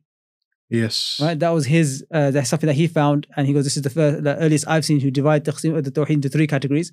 which is Rububiyyah, Uluhiyyah, and Asma wa Sifat. Right? And again, because Muhammad al-Wahhab was not interested in Ibn Taymiyyah, discussed Asma wa Sifat. Remember, Ibn Taymiyyah's main debate during his life was against the Ash'aris and Asma wa Sifat. Yeah. So that part of the da'wah of Ibn Taymiyyah is not interested in, and also the ijtihad part in fiqh was something that at least later on Muhammad al-Wahhab and the Najdi da'wah were not interested in. Other points of interest was how the Najdis or the Wahhabis of in the 19th century, where they used to use Indian publishing presses because there's a printing press in India. So the relationship, because you have this book which I bought a couple of years ago, is called An-Najdiyun fil Hind. Which a lot of these Wahhabi scholars that were going into India in the late 20th century, studying with the scholars like Nazir Hussain, Dehlawi, etc. And it was like, why did they go there? So one potential explanation could be because they go to publish books, because they have a printing press there. That's where, of course, the Sahih Bukhari was published by Shaykh Ahmed Ali Sahanpuri. There's a book on that by Mufti Muntasir Zaman. It talks about the printing press there, but there's numerous printing presses in Bombay, Delhi. And so they used to go there to publish books, and maybe that was one of the reasons why they went there. He mentions that. There's also a very interesting book or publication you find, which is a response to Shah Ismail Shahid. Okay. Right, which he mentions after, but I've not been able to find this work. So I can't comment much upon it because it wasn't accessible to me. So if I could, then maybe let's see the dating of that and what there's interesting points there. And lastly, he has like which is not in the PhD, I believe, which is on Ahmed Shamsi, where in his book on his recent publication, I haven't checked the quote from him, but he says that Wahhabism mainly is indebted towards Ibn Qayyim. But he goes, no, they had a lot of access to Ibn Taymiyyah's books as well. So Muhammad al-Wahhab access to Ibn Taymiyyah's books, so it wasn't just Ibn Qayyim. Ibn Taymiyyah also was accessible to them. So he goes, that's a correction on Ash-Shamsi's work. There's 100 other points you can mention, but that's just... This is very beneficial, right? Now, from the student's perspective, and I've had this experience, and maybe others have as well, but a question for, from the perspective of the student for you, in terms of like accessing works. So some scholars will tell you, don't read works from Muhammad ibn Abdul Wahhab, Ibn Taymiyyah, Ibn al-Qayyim. Don't read books from Wahhabis, Salafis. Don't access their works. Don't study their works, etc. And because you're going to get misguided or, whatever, right? How should a student of knowledge approach these texts in these historical movements, or these movements historically? How should we deal with them? And what's the best way of making sure that we don't fall into our own biases and then dismiss everything that, other scholars may have to offer? Yeah. It's a similar question I think you asked last week about sectarianism, and the answer is not too different, right? Is that the first thing I'll say, the same response to that is that it's not for everyone, right? But these kind of discussions are important because they give us so you're talking about history or these kind of points, right? It's important because it tells us why we are where we are. So, for example, the reason why you're dressed the way you're dressed, the reason why we speak the way we speak, all of it has a history behind it, which gets us to here where we are right now. Right? There's influences everywhere. So Wahhabism, for example, he actually mentions this point that it seems to be quite indigenous. It's not like some sort of effect of other movements around it, as some people tried to claim before it's indigenous. But anyway, back to the point. That shows the importance of history. Now, what books to access, how to do so. Now, this is where I would say to a student of knowledge is that, try to access someone that you think is trustworthy and initially start like that. So go to books that everyone knows are agreed upon, authors that everyone agrees upon. So if you want to talk about, let's say, classical society, modern history is difficult because you don't know what you're going to weigh it up with. So if I give you this book by Bunzel and someone else passes some other book by someone else. Contemporaries always criticize each other. We're always criticizing someone, right? And even classical books, they have similar issues, but there are books now we can look back and say, these guys are safe options. And usually we say, Dhahabi's mentioned something about, or even Hajar is saying, we've kind of concluded now that the information they give is generally accurate. But right now, it's still books being published, right?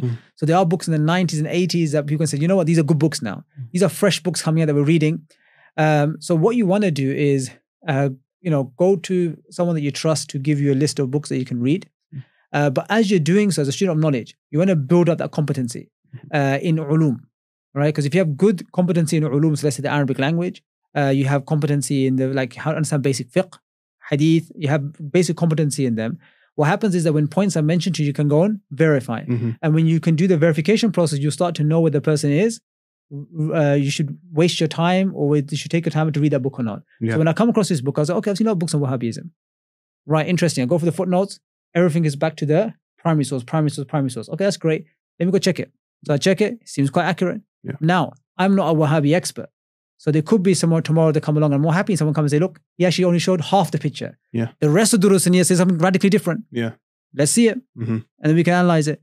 But that's the only thing you can do because you can't be an expert in every field. Yeah, of course. So when I'm reading this topic, I can only check up references, read around it, and that would be enough for me to say, okay, there seems to be a good research in the topic. The next question I would have, sorry to cut you short, because of short of time as well, is you made reference to Shaykh Hatim al-Awni's book on the concept on Shirk al-Ibada and Tawheed, etc. What's the name of the books? Just so that students can have an access to this book as well. We're going to do this book, right? Yeah, we're going to do this book. After Salah? After Salah? You're going to have... No? Maybe next episode. Okay, so it's called مفهوم شرك العبادة. مفهوم شرك العبادة. Right, we'll do this book, definitely. What we're going to do, inshallah, is as the 2 episodes, they should come out together. Okay. All right? Yeah. We'll do like that? All right, so inshallah. we'll do that, inshallah. Inshallah. So have a read of that when you see this. Yeah, so I'll just say as a last point is that this, the book of Bunzel, just kind of wrap it up, right? Because it is, it's not like, because there's so much information in there, so much going on. It's very hard for me to come and just pinpoint. So just as a summary for the reader, or for the listener rather, is that the book looks at early Wahhabism, life of Muhammad al-Wahhab, and his da'wah, his relationship with Ibn Taymiyyah, Ibn Qayyim. General conclusion there is that he does base himself on Ibn Taymiyyah, Ibn Qayyim, but his conclusion, which is not a radical conclusion by him, by the way, right? This is quite a common understanding amongst readers, Muslims as well, that his understanding of Ibn Taymiyyah, Ibn Qayyim was a radical understanding. Mm-hmm. He took their conclusion to the extreme and he acted upon as such. Part of the da'wah Ibn Taymiyyah, like his sifat, etc., was not something interested in Muhammad al-Wahhab, nor was he interested with the issue of ijtihad so much. When it comes to the topic of takfir, was central on the issue of taqsim al-tawheed. So for him, most of the Muslim world were engaged in shirk. So either they were extremely ignorant, right, or they were like the most Muslims around them that they were considered as having fallen into shirk. And according to the citation cited here, they treated them as such. So hence they could do jihad as the mushrikeen, and that's what they refer to as Muslims. Yeah. Right? Because their shirk was the same as the shirk of the kuffar, and rather it was worse. Yeah. As it comes in Kashf Shubahat, and these books are very explicit of that. And then lastly, this continues this da'wah as such. You have the civil war in the late 19th century, but there's attempts of reform. And you have the main Wahhabi scholars that he cites as fighting against this reform. And to the last figure is to Imam Sihman, who he says when he passes away, this seems to be like the last old school Wahhabi. How accurate that claim is, I cannot say. That's for scholars who are studying modern Wahhabism. They can come and talk about the accuracy and inaccuracy of that. But that's the claim of the book. I think it's a vital read. It makes you understand some of the major problems with Wahhabism. Definitely. It gives you a good historical makes you understand why you have certain views about them, and whether they are justified or not. So some claims against Wahhabism are unjustified. Claiming that he said he was a Nabi, who was a Mahdi, right? Those kind of claims, and the other few as well, which are unjustified, right? And we can use the refutations as such. And moving on to the next book, we took a short break for Salah, 5 of them. We'll move on to the next book. The next book that we're going to cover today is مفهوم شرك العبادة by Shaykh Hatim al-Awni, hafidhahullah. This book, it deals with some of the discussion that we had in the previous work that we were discussing regarding shirk, what constitutes shirk, what constitutes as ibadah, and what makes a person halalud dam, essentially, and what makes a person not that. So in this book, it discusses all of that, and we're going to discuss some other points related to this as well, mentioned by other ulama. And here I want to bring Maulana Zishan back in. Tell us a bit about the background of this book. Yeah, so Bismillah ar-Rahman ar-Rahim, nahnu salli wa nusallim ala rasulih al-kareem, amma ba'd. So the book of Bunzel that we discussed yesterday, you're not going to find the discussion of what is correct or incorrect. Because now, of course, we will advise every Wahhabi or person who affiliates themselves with Salafiyya, modern Salafiyya, to read that book and to say, well, how do you make sense of this early history of Wahhabism? And I'm actually, honestly, I'll be very happy to see people that affiliate themselves with that, and they themselves are not people that are doing takfir, that how do they engage with this Wahhabi history, right? So if there is an alternative history, I'm all ears, right? I've seen what he said. I've checked all references, but there could be a whole thing that he's missed out, and I'm happy for someone to point that out. But that main point, which I don't think is disputed, is that taqsim al-tawheed. But of course, Bunzel's not sitting here to say what is correct and what is incorrect, because he's not acting as a mufti or as a sheikh to tell us what is correct aqidah, incorrect aqidah. Likewise, he could talk about the influences of Ibn Taymiyyah, etc., but he's not an Islamic scholar in the sciences. So again, his observation is going to be lacking a bit. It lacks in the nuance of the points. In the nuance in points, and we mentioned a couple of them before, and it's not expected. Like I said, you're not going to, if you're going to expect to get all of these nuances from a book which is mainly to do with history, looking through the lens of intellectual history, to kind of assume you're going to get this kind of comprehensive study of Ibn Taymiyyah, and furthermore, that discussion of the connection, the alaqa between Ibn Taymiyyah, Ibn Qayyim, and Muhammad al-Wahhab is something which is highly disputed. So to expect this book to kind of be the final say in that, you know, that would be a bit of a stretch for a person to go in there. But I'll be very happy to read that. But the taqsim al-tawheed part, for this answer, we've highlighted what the implication of Muhammad al-Wahhab's views is. Now, someone can turn around and say, well, that's all great, that, you know, he was going around, you know, calling people mushriks, and people fought on that and people lands that we, you know, predominantly consider as being Muslims, but they actually consider being mushriks, and they refer to them as being the Muslims, and anyone attacked them were attacking the Muslims. Well, so what? They were mushriks, right? Because clearly there is a Tawheed al-Rububiyyah and Tawheed al-Uluhiyyah, and there is Shirk in Uluhiyyah, and who cares if what they believed in? They could be pious, they could be ulama. If they're ulama, even worse. You see, if you're an absolute jahil down the street, then maybe you got away with it. But the average person, as they would say, they're alims, right? And that's why even today we have people that are, and this is we're going to start to sneak in the book of Shaykh Hatim into it right now, right? Is that even today you have like these videos come up. And again, to be fair, people say these are Barelvis doing something. We don't know if they're Barelvis, right? You have Barelvi ulama, right? But a lot of these videos of just some ignorant person with a beard, and we just give the label of Barelvi. We say there's a video here, look, these Barelvis are doing shirk. So they are mushrik. So you have people that are willing to say that. There are some Salafis that are willing to say that Barelvis are quburis, they worship graves, and they are mushrik. But then you have hesitancy from others. But if you're following the methodology of Muhammad al-Wahhab, it's hard to justify, okay, they can say, it's hard to justify someone not calling them mushriks. Yeah. Right? You have an easier job of justifying calling someone a mushrik than not doing so. It's much more acrobatics to do the other way. The bar is very low for that. So the person who, if we're going to, like for example, if we're having a discussion, I want to call X person a kafir, there's a lot of, based on the tradition, there's a lot of hoops I have to jump through to justify that. But when you're looking at the Wahhabi literature, it can be very easy to look at the Nawaqid Islam or Muhammad al-Wahhab, or I look at, you know, the shirk, which is, you know, well, this person's done ibadah, what we also think to be ibadah other than Allah. This person thinks to be a Muslim, and you're mushrik as well. And the iqam al-hujj is very easy.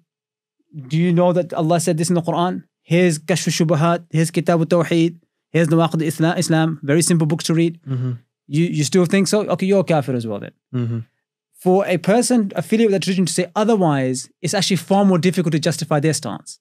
So this is why I would encourage everyone to read the book called Bunzel, and not, you know, we're not talking about critiquing elements to do with, there could be like an odd reference mistake, but I'm talking about the gist of the book.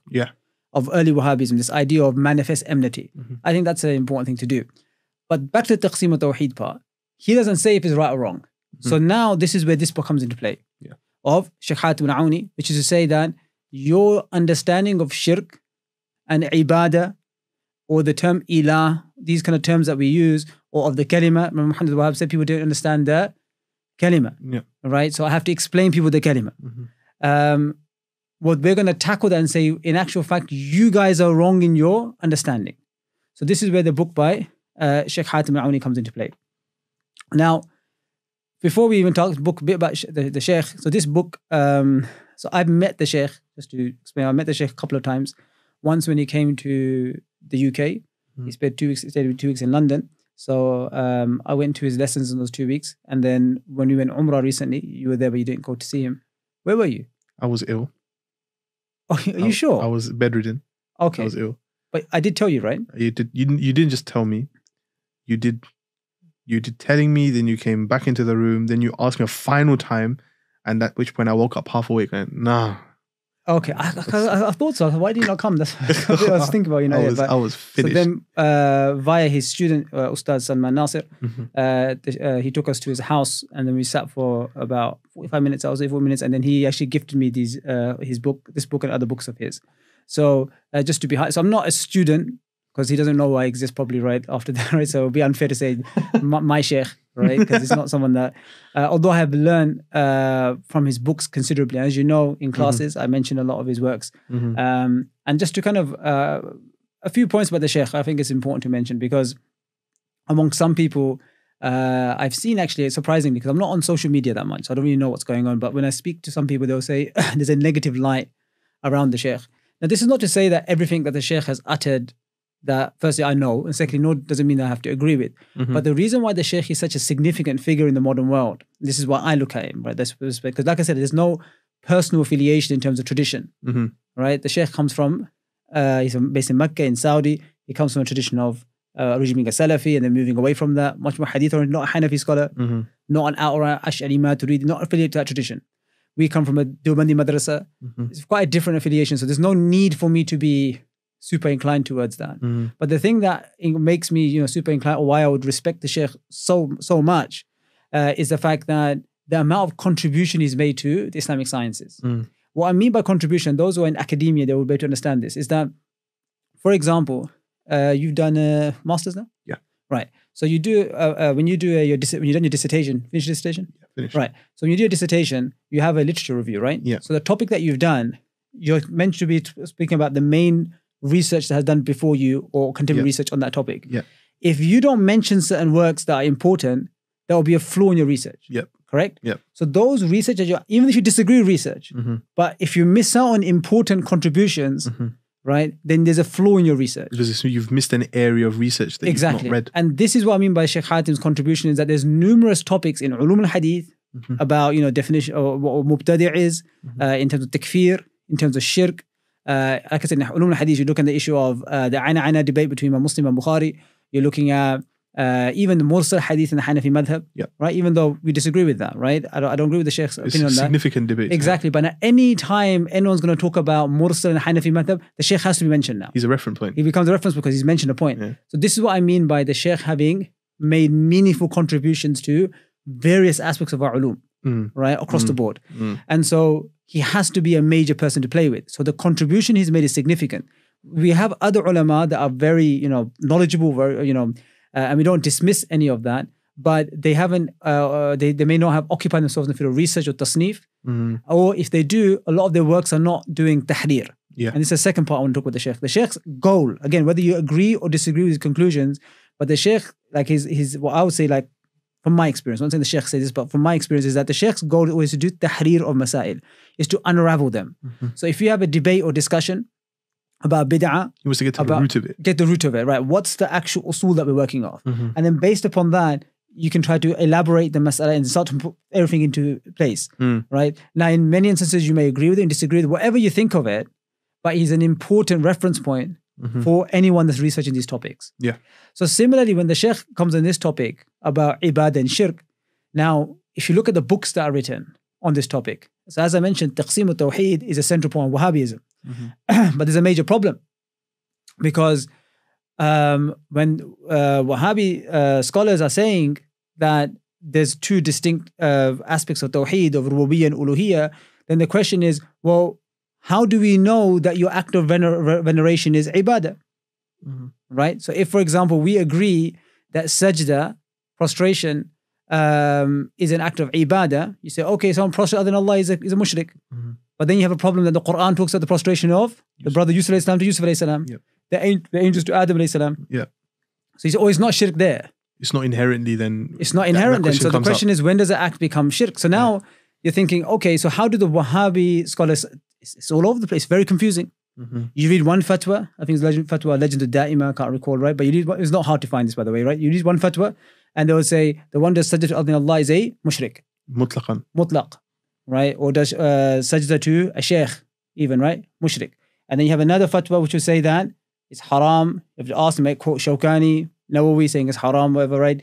and depending on intention, then it may be shirk, and there may be kufr, maybe they may give other fatwas. So you're like, okay, when does it become shirk then? Yeah.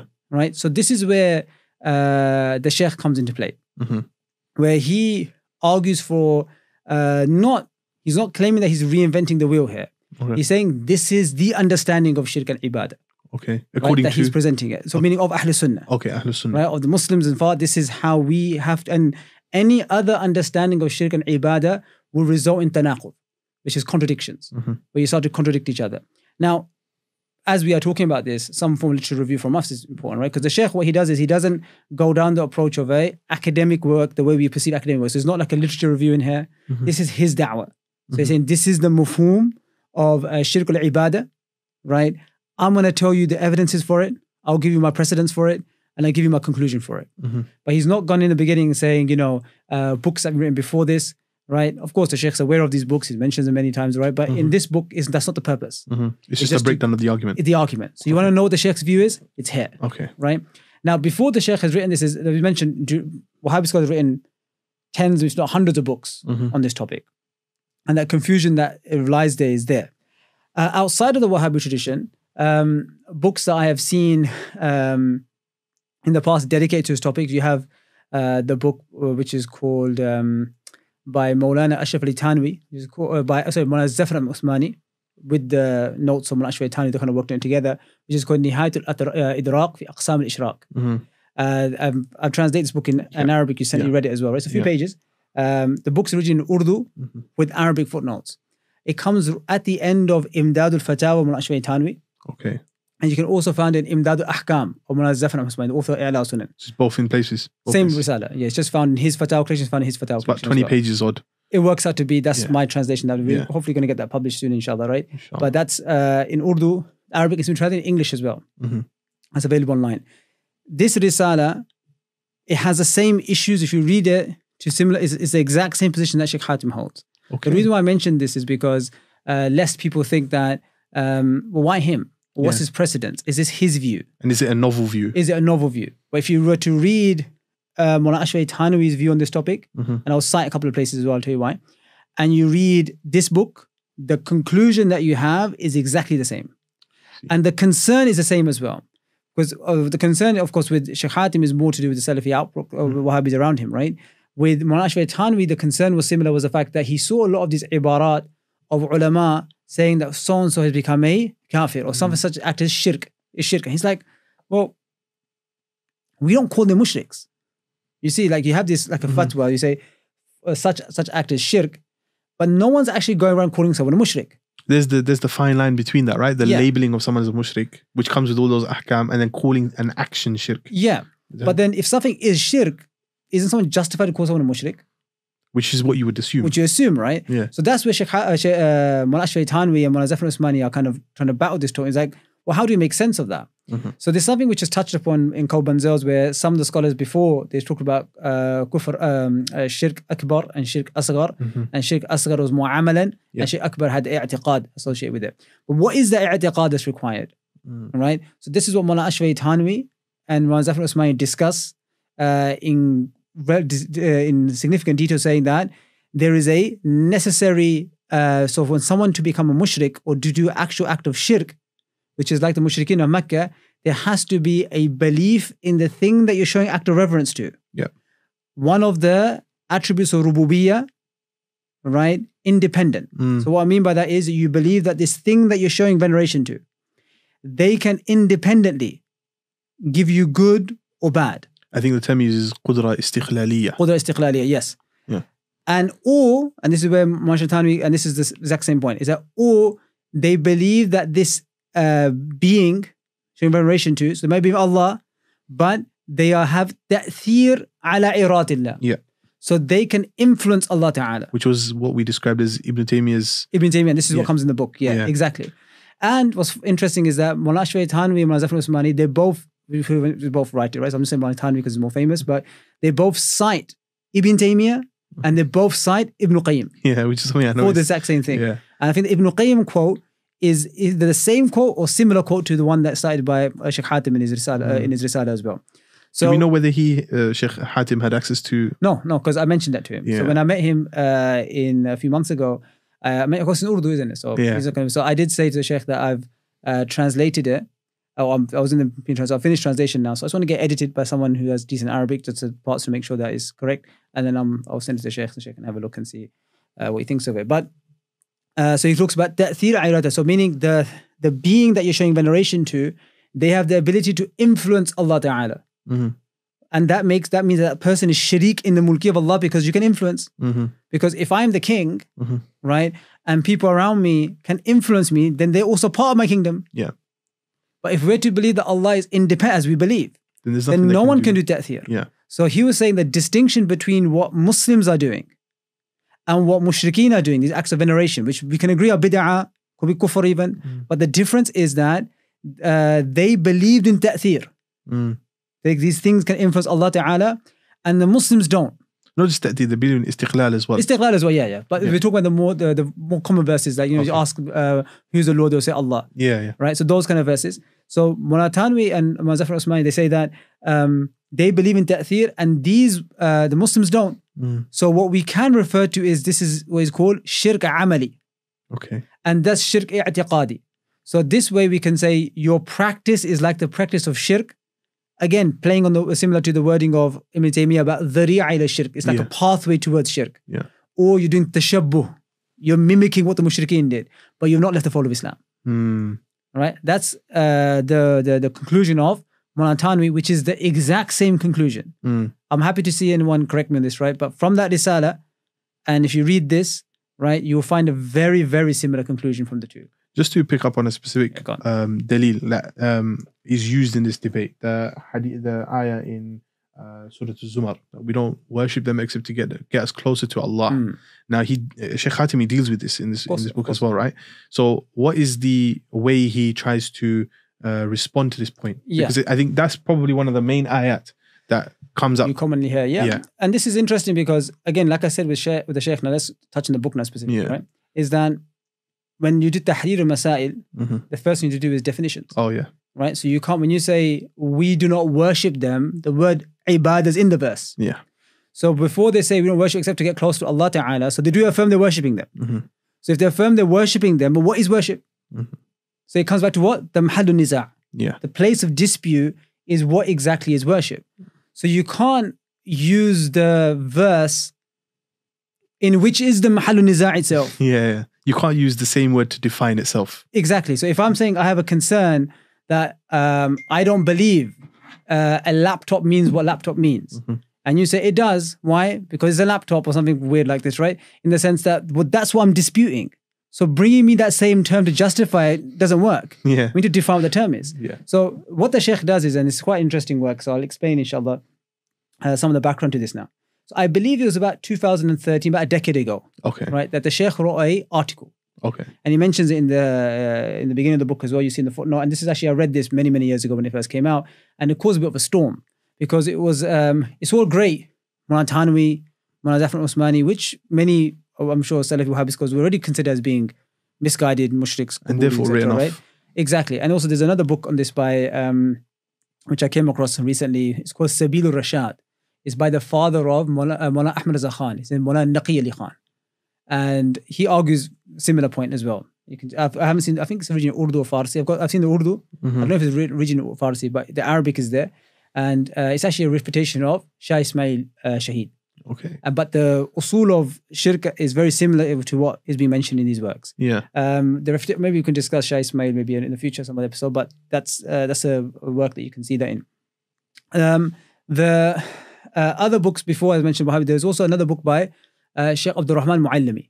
Okay. Although he's not technically, what you say like a Wahhabi, right? But he's got a book on the topic of the definition of ibadah and shirk, which is like 1,200 pages, right? So I've read significant portions of it, but it reads more of his, it's like his tahqiq, his research. Okay. He's doing he does do tahrir, he does like, he goes through the ayat, what he thinks it means. Some of his interpretation coincide with Wahhabi understanding, some don't, right? But it's a very long read.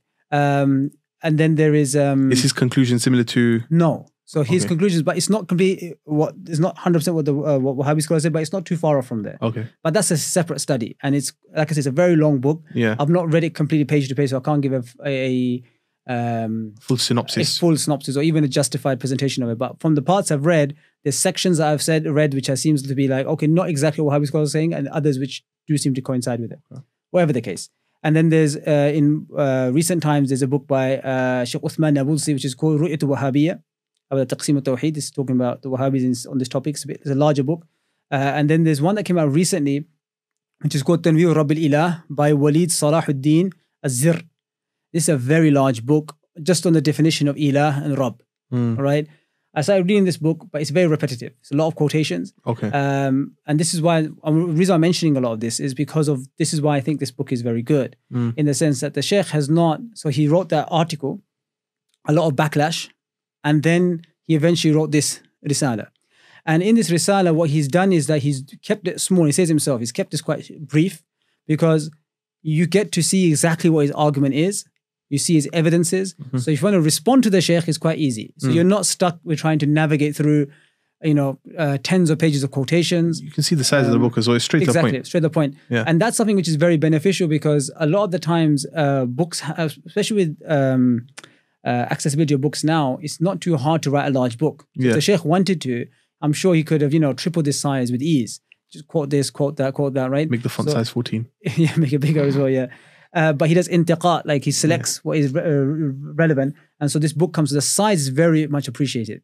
Because sometimes of these larger books, they can dry, and also it takes an age to get to the conclusion. Yeah. You've got all the other side discussions. We're like, well, let's understand what you're being said. And of course, other topics require that. But these are topics I think, that's why I really like Shaykh Hatim's Risala, Muzaffar Usmani, because of in 20 pages, you get his argument. Yeah. Right? You're not too confused. You say, okay, I get what he's saying. At the first, second page, you've got his argument. Exactly. And so the Shaykh does this, but the Shaykh goes into more detail because of the objections I mentioned. So that's in 2013 or approximately he wrote that. And then he had some, I think, audio lectures, or he had highlighted some points on social media. And so there was a response written to the Shaykh. There's actually a few responses.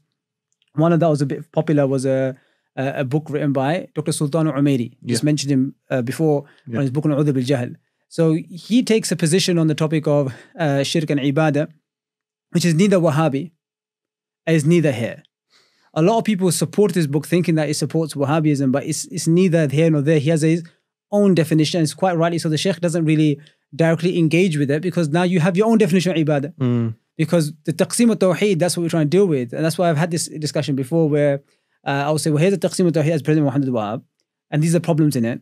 They'll say, well, I don't agree with that definition. I think this is a definition. Well, we can't go and just challenge every single individual definition. You've gone out the mahal al-niza'. Exactly, but this is the current dispute. But then if I'm going to go and challenge everyone's individual definition, it becomes a bit of a headache. So the Shaykh goes, I'm going to highlight my view here and indirectly respond to Shaykh Sultan Umairi. Maybe in the future we can actually go through Dr. Sultan, because I've gone through his book quite thoroughly. Inshallah. And there are significant problems in it.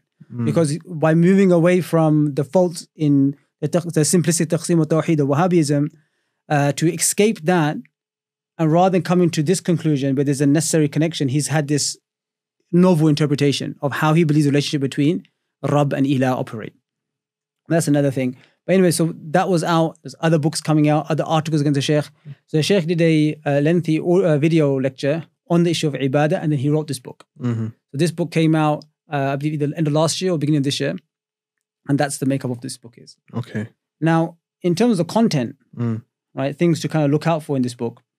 What are some of his main arguments before we get into the nitty-gritty? I think I asked my question a bit too early there. So what are some of the main arguments? I mean, just on the Taqsim al-Tawheed itself, I think we alluded to it when we were talking about Ibn Taymiyyah and Muhammad ibn al-Wahhab in the previous book. But his main argument, if I'm correct, is that there is a talazum between al-Rububiyyah and al-Uluhiyyah. They're inherently related to each other. Yeah. So what he does, and it's very nice, I think, because when I first read this, I was not, and I'll be completely honest, I wasn't fully convinced by his argument in terms of, not his whole argument, but one of the methods that he adopts. So he was arguing, and I saw in his video lectures as well, that he was arguing that Ibn Taymiyyah, rahimahullah, and Ibn Qayyim, rahimahullah, were on his side of this debate, right? Mu'tanwi side, etc. I saw Mu'tanwi cite him as well, but I thought, okay, Mu'tanwi, how much how much engagement they have with the books of Ibn Qayyim and Taymiyyah, surely the Salafis have a much better understanding of it. And you see these quotations which seem to be quite straightforward, that they seem to be taking that stance. So then what the Shaykh does is, which is quite interesting, he goes, look, I'm going to present to you quotations from these two Shaykhs, and they're going to be very explicit. What he calls qati'ud dalala. They're clearly what they're saying, and it's true. If you read it, it is very clear. Give one example? I'll give you an example in a second, right? So he goes, if this is qati'ud dalala, that it shows what we are trying to argue, that he has the same, he does inhisar. He restricts shirk to all, so all the categories of shirk that he mentions, they all have some sort of ikhlal bil rububiyyah, or some sort of influence in rububiyyah associated with it. He's on my team. And if I can show that's qati'ud dalala, that means all the quotations you bring to the contrary can only be two things. Number one is that you do jam'. So we interpret what is qati'ud dalala, what is dhanni'ud dalala, if that's what it is, to what is qati'ud dalala. So you say, if Ibn Taymiyyah is saying something shirk, that could be shirk amali. Shirk, that's what he's talking about. You have to interpret it in line with the main what argument. Is clear. Yeah. Or if you have something which is clear, fair enough. You brought something which is clear. That's tanaqud then. Yeah. And then you just nullify each other out. Remember, the first audience that he has is tackling with the Salafis. Yeah. So for us, we don't, like I said, a lot of us, we don't, it'd be nice to see what Ibn Taymiyyah rahimahullah has got to say. We respect the Shaykh, etc., right? But that's not like, for us to be on end all. If we follow the Ash'ari school and the Maturidi school, and if Ibn Taymiyyah is authority for us, then that's a real problem, right? that's the end of the madhab that we associate to. So clearly that can't be the case for us. But for him, it's a central point that he's making for the Salafis. Or the argument is, you say that is mansukh, that his view has been abrogated, which I think no serious person would say. So I'll give you an example. Okay, so there's two ayat which Ibn Taymiyyah rahimahullah, Ibn Qayyim, they do tafsir of, and this is what Shaykh Hatim says is the central evidence for this. And if you understand this verse, the Shaykh would say, then you've kind of understood his whole argument. Okay. And this would include Mu'tani's argument. Although Mu'tani doesn't mention evidence, but you include that. Here's the first ayah in the Quran is where Allah Ta'ala says, وَقُلِ الْحَمْدُ لِلَّهِ الَّذِي لَمْ يَتَّخِذْ وَلَدًا. So all praise Allah Ta'ala, who has not taken a child. وَلَمْ يَكُنْ لَهُ شَرِيكٌ فِي الْمُلْكِ. And he has no partner in his kingdom. وَلَمْ يَكُنْ لَهُ وَلِيٌّ مِنَ الذُّلِّ. Right? That he does not have, so we translate this a bit different, so depending on what translation you use, right?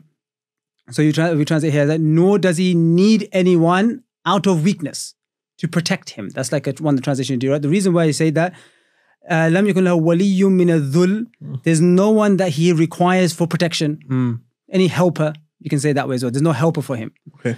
Right? وَكَبِّرُ تَكْبِيرًا. And then you have the other verse where Allah Ta'ala uses a different word. It says, قُلِ ادْعُوا الَّذِينَ زَعَمْتُم مِّن دُونِ اللَّهِ لَا يَمْلِكُونَ مِثْقَالَ ذَرَّةٍ فِي السَّمَاوَاتِ وَلَا فِي الْأَرْضِ وَمَا لَهُمْ فِيهِمَا مِنْ شِرْكٍ. So Allah Ta'ala says there is no, in the heavens and the earth, there is no partner for him. وَمَا لَهُ مِنْهُ مِنْ ظَهِيرٍ. And nor any helper. And this last one says, وَلَا تَنْفَعُ الشَّفَاعَةُ عِنْدَهُ إِلَّا لِمَنْ أَذِنَ لَهُ. And the intercession will not benefit near him except for the one he permits. So in essence, what you end up having is there's 4 types of shirk mentioned here. And this is a quotation. So this is where he quotes Ibn Taymiyyah. This is on page 34 onwards. I believe, no, this is Tabari, sorry. No, sorry, yeah, page 35. Where he quotes Ibn Taymiyyah, and Ibn Taymiyyah cites this verse, right? And then he says in tafsir, he goes, فَذَكَرَ سُبْحَانَهُ الْأَقْسَامَ الْمُمْكِنَةِ فَإِنَّ الْمُشْرِكَ الَّذِي يَدْعُو غَيْرَ اللَّهِ وَيَرْجُو وَيَخَافُهُ. So he goes, here Allah Ta'ala has mentioned the possible types. Right? So these are the types of shirk. So you're doing shirk, it will come under one of these categories. What are they? إِمَّا إِن يَجْعَلَهُ مَالِكًا. So either you make this thing that you're showing reverence to a malik. Sharikun fil mulk. No, that's the first one. Yeah. So you make someone as a king itself. So that's my God. Okay. Right? Or sharikan. The second, you make partner. Okay, yeah. Or dhahiran, or a helper, or shafi'an, or intercessor. That is where you, so it goes, وَهَكَذَا كُلُّ مَنْ طُلِبَ مِنْهُ أَمْرٌ مِنْ الْأُمُورِ إِمَّا يَكُونَ مَالِكًا مُسْتَقِلًا بِهِ. Ibn Taymiyyah carries on. So either out of these matters, that's what you're going to come to. Either the person that you're calling to is going to be a malik independent. That's clear shirk. Right? Somebody, another deity. وَإِمَّا أَن يَكُونَ شَرِيكًا فِيهِ, or he has a share in the kingdom. That's clear shirk as well. وَإِمَّا أَن يَكُونَ عَوْنًا وَظَهِيرًا لِرَبِّ الْأَمْرِ, or he's a helper, person in aid of the Lord. So Allah Ta'ala requires helpers. No believer believes. Any believer is mushrik. Yeah. So no believer believes that this person of saint, etc. is a dhahir or aun. Right? And lastly, he says, وَإِمَّا أَن يَكُونَ السَّائِلَ مَحْضًا وَالشَّافِعِ إِلَى رَبِّ الْأَمْرِ, or he's someone that's going to ask on your behalf. The last one we'll come back to. So he goes, فَإِذَا انتفت هذه وجوه امتنعت الاستغاثة به. When these things are nullified, there's nothing to ask for. Yeah. Right? And then you have other passages, which he calls Ibn Qayyim, which is as similar. So he gives multiple passages showing this, the same meaning over and over again. And he has a passage of Ibn Qayyim saying the exact same thing. What does he try to prove from this? Sorry, right. Just so we make sure we stick Sorry. Just give you the one. So the quote from Ibn Qayyim is one that I think is quite clear. It was quite manifest. It comes on page 48.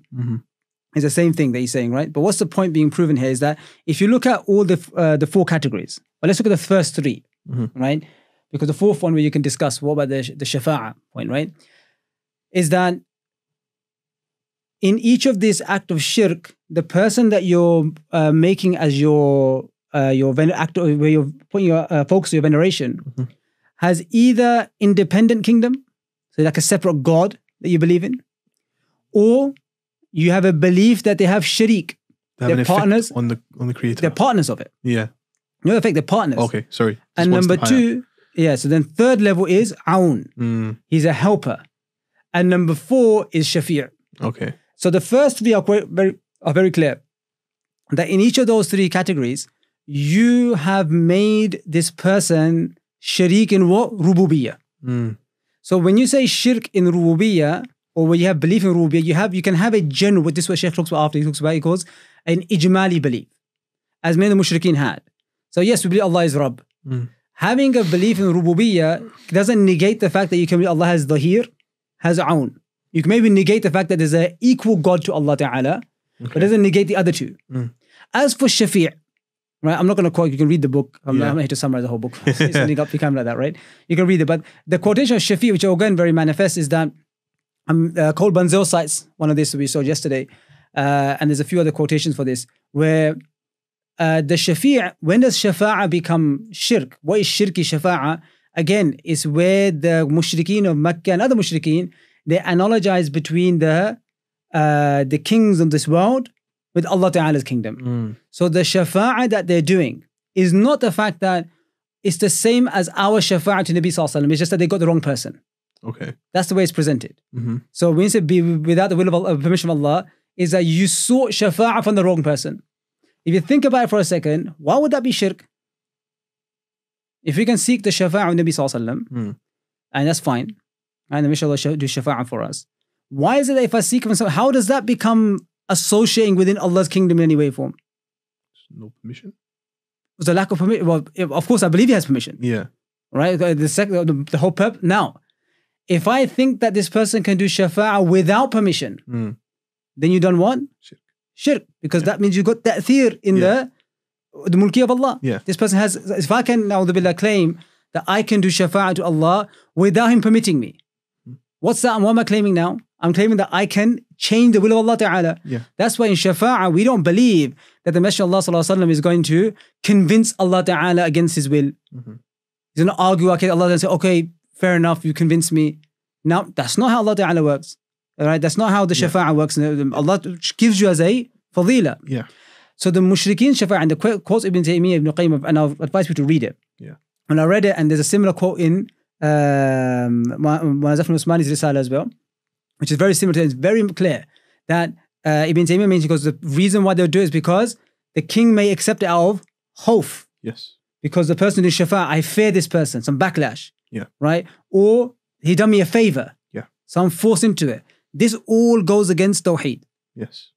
Right? Nothing can affect on Allah. Nothing can affect Allah Ta'ala. So every single shirk that you have of the mushrikeen of Makkah, the Shaykh argues, would always come under one of these categories. Okay. Any believer who does something like that is not a believer anymore. Yes. Right? And that's why the shirk that we associate to believers is not of this category.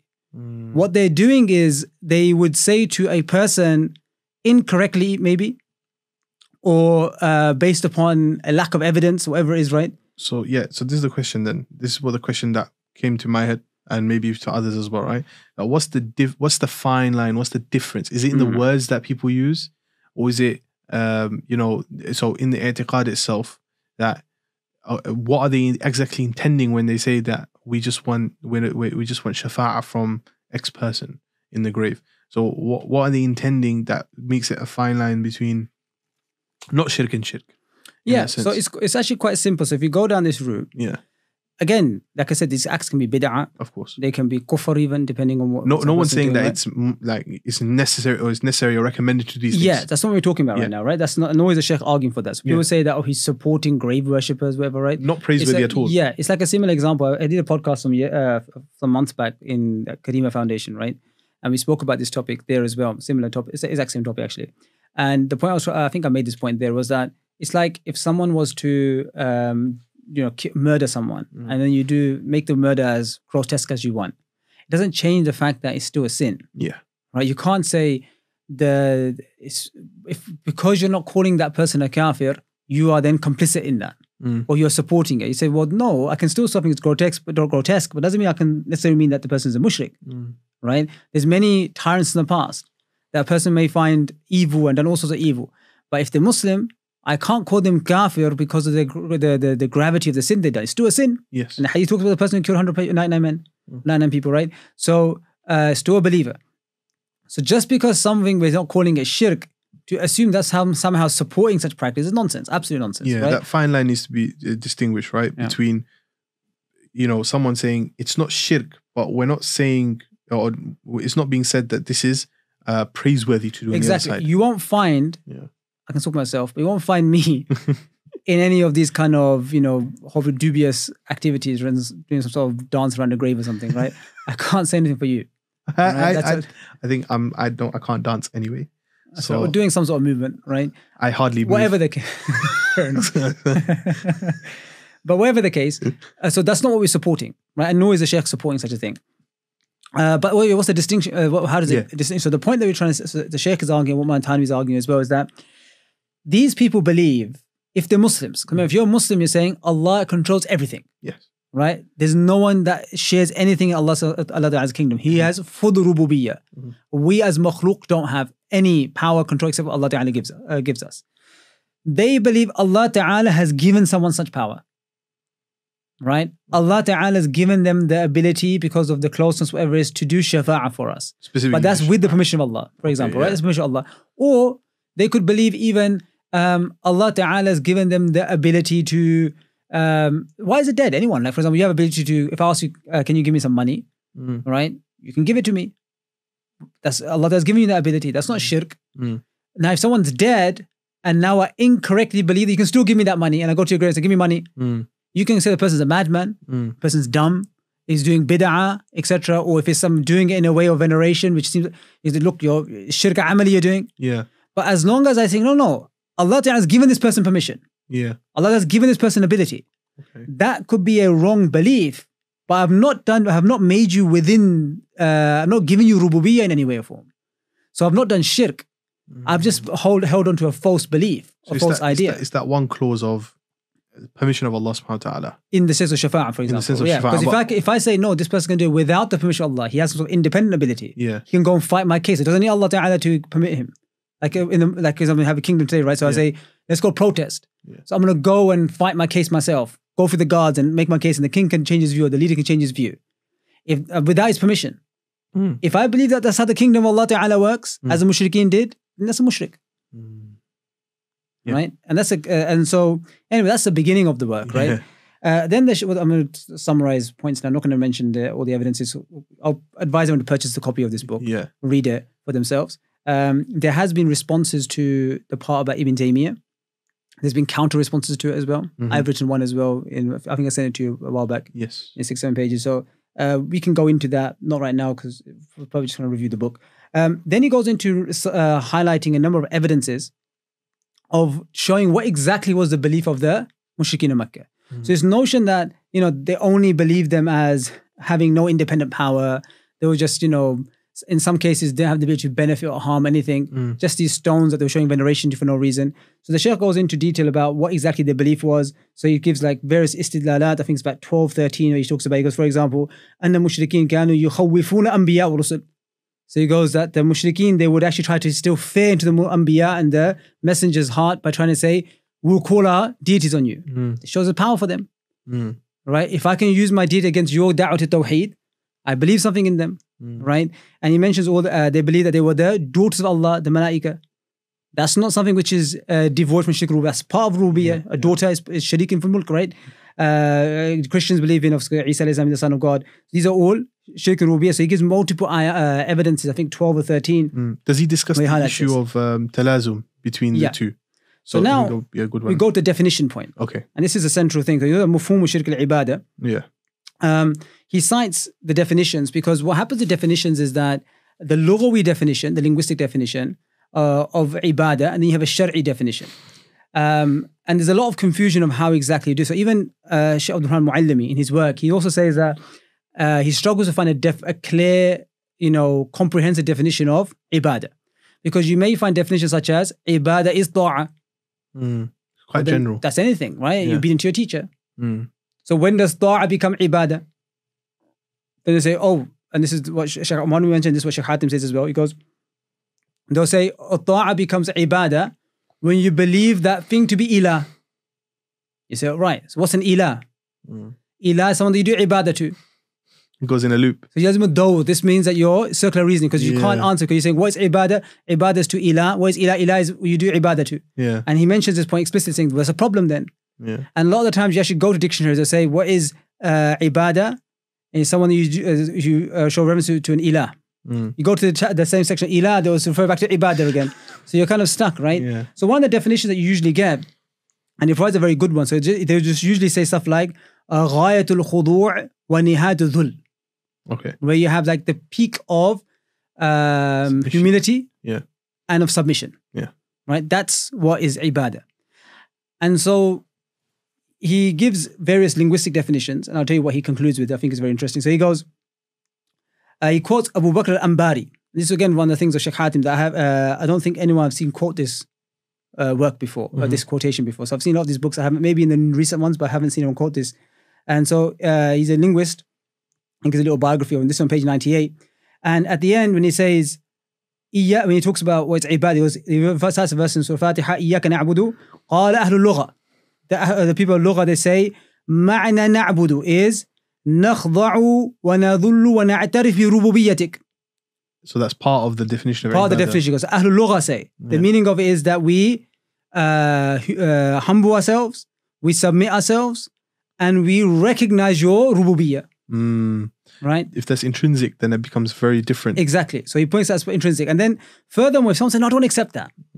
All it is ghayatul khudu', right? It's the pinnacle of submission. Now, you go with that, and this is where he goes into it. It's very nice, I would say, right? You have to read it, right?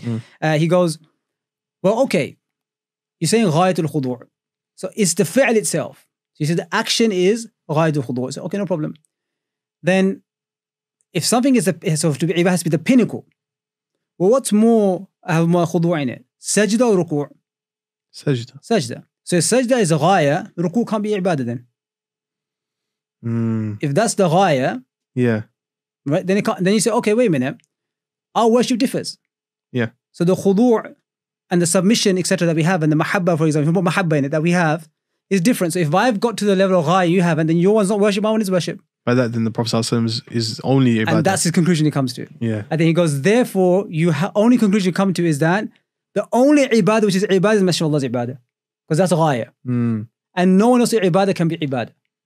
Interesting, yeah. Right? Exactly. And furthermore, he goes, if you put mahabba, for example, right? Yeah. Would we as Muslims be quite confident saying that our mahabba for Nabi Sallallahu Alaihi Wasallam is more than the mahabba that a Hindu has for Ganesh? I'm sure we'll be quite confident in saying this. Yeah. He says, we're confident enough to say this. That our mahabba. So does that mean they're not doing shirk and we're doing shirk? So he goes, the ghayatul khudu', this can only be defined as being ghaya with i'tiqad. Once you believe in it, it gets to ghaya. Right? So it's by not default. By default, because you've given it intrinsic virtue. So you've gone to the level of pinnacle. Before that, it's not. It's just a. If you go by the linguistic definition of we're going for right now, the only one who's doing ibadah Nabi sallallahu alaihi wasallam, and our mahabba for Nabi more than how a Hindu may do mahabba of their Lord or God, whatever they take, right? So we're doing shirk, they're not doing shirk.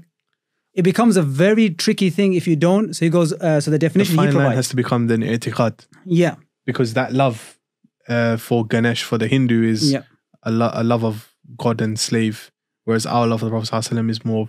Is sorry, not moral, but it is messenger and follower. Exactly. Yeah. But because there will be ghaya because of the i'tiqad. Exactly. Even though we have more mahabba. Exactly. So he goes, this is his definition now. So after looking at all of this, putting all together. Yeah.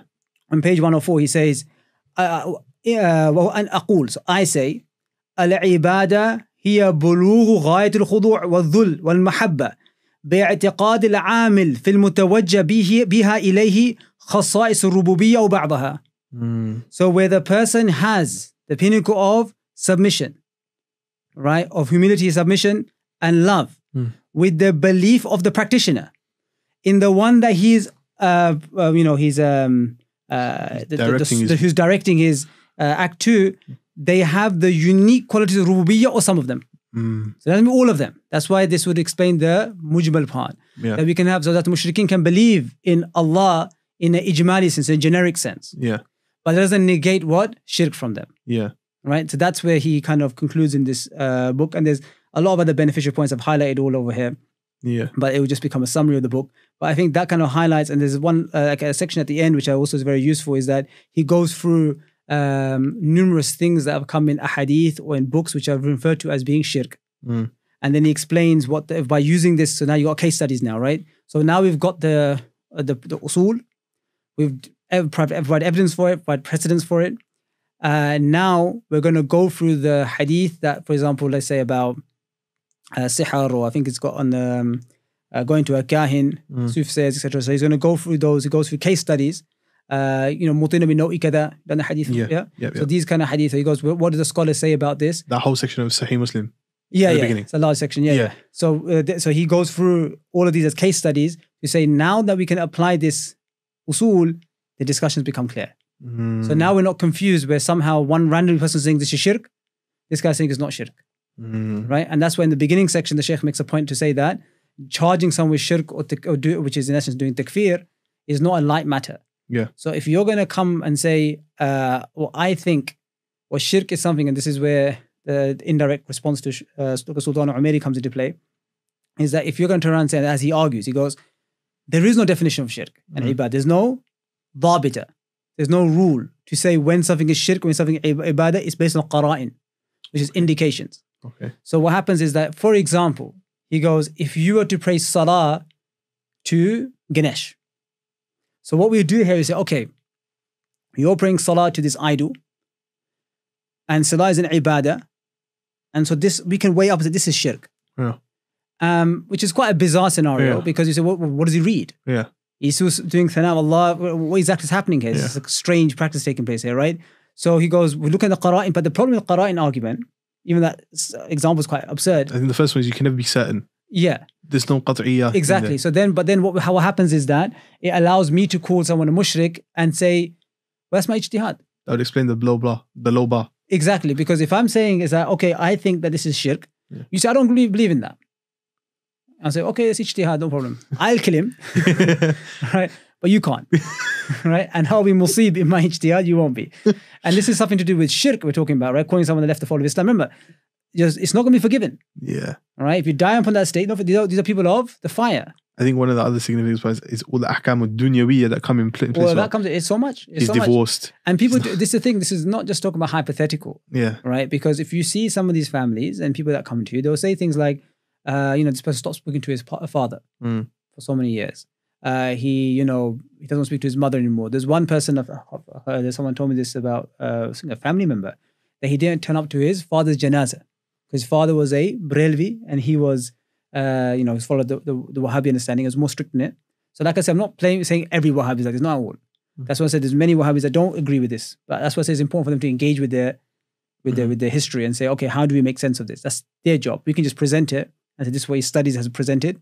You can respond and we can do reviews of that, but that's the danger of it. Does Shaykh Hatim discuss, because we were doing this in Sahih Muslim as well with Mufti Abdul Rahman, where he was discussing this topic, and he was giving a quote, a long passage from Imam Ibn al-Qayyim, where he talks about he talks about the concept of kufr and iman being two trees almost, and he gives an analogy of these two trees where there are essential parts of the tree, the bark, the main trunk of the tree. Then you got branches that are core branches, essential branches essentially, that if they weren't there, then the tree wouldn't function. And then there's got sub branches, etc.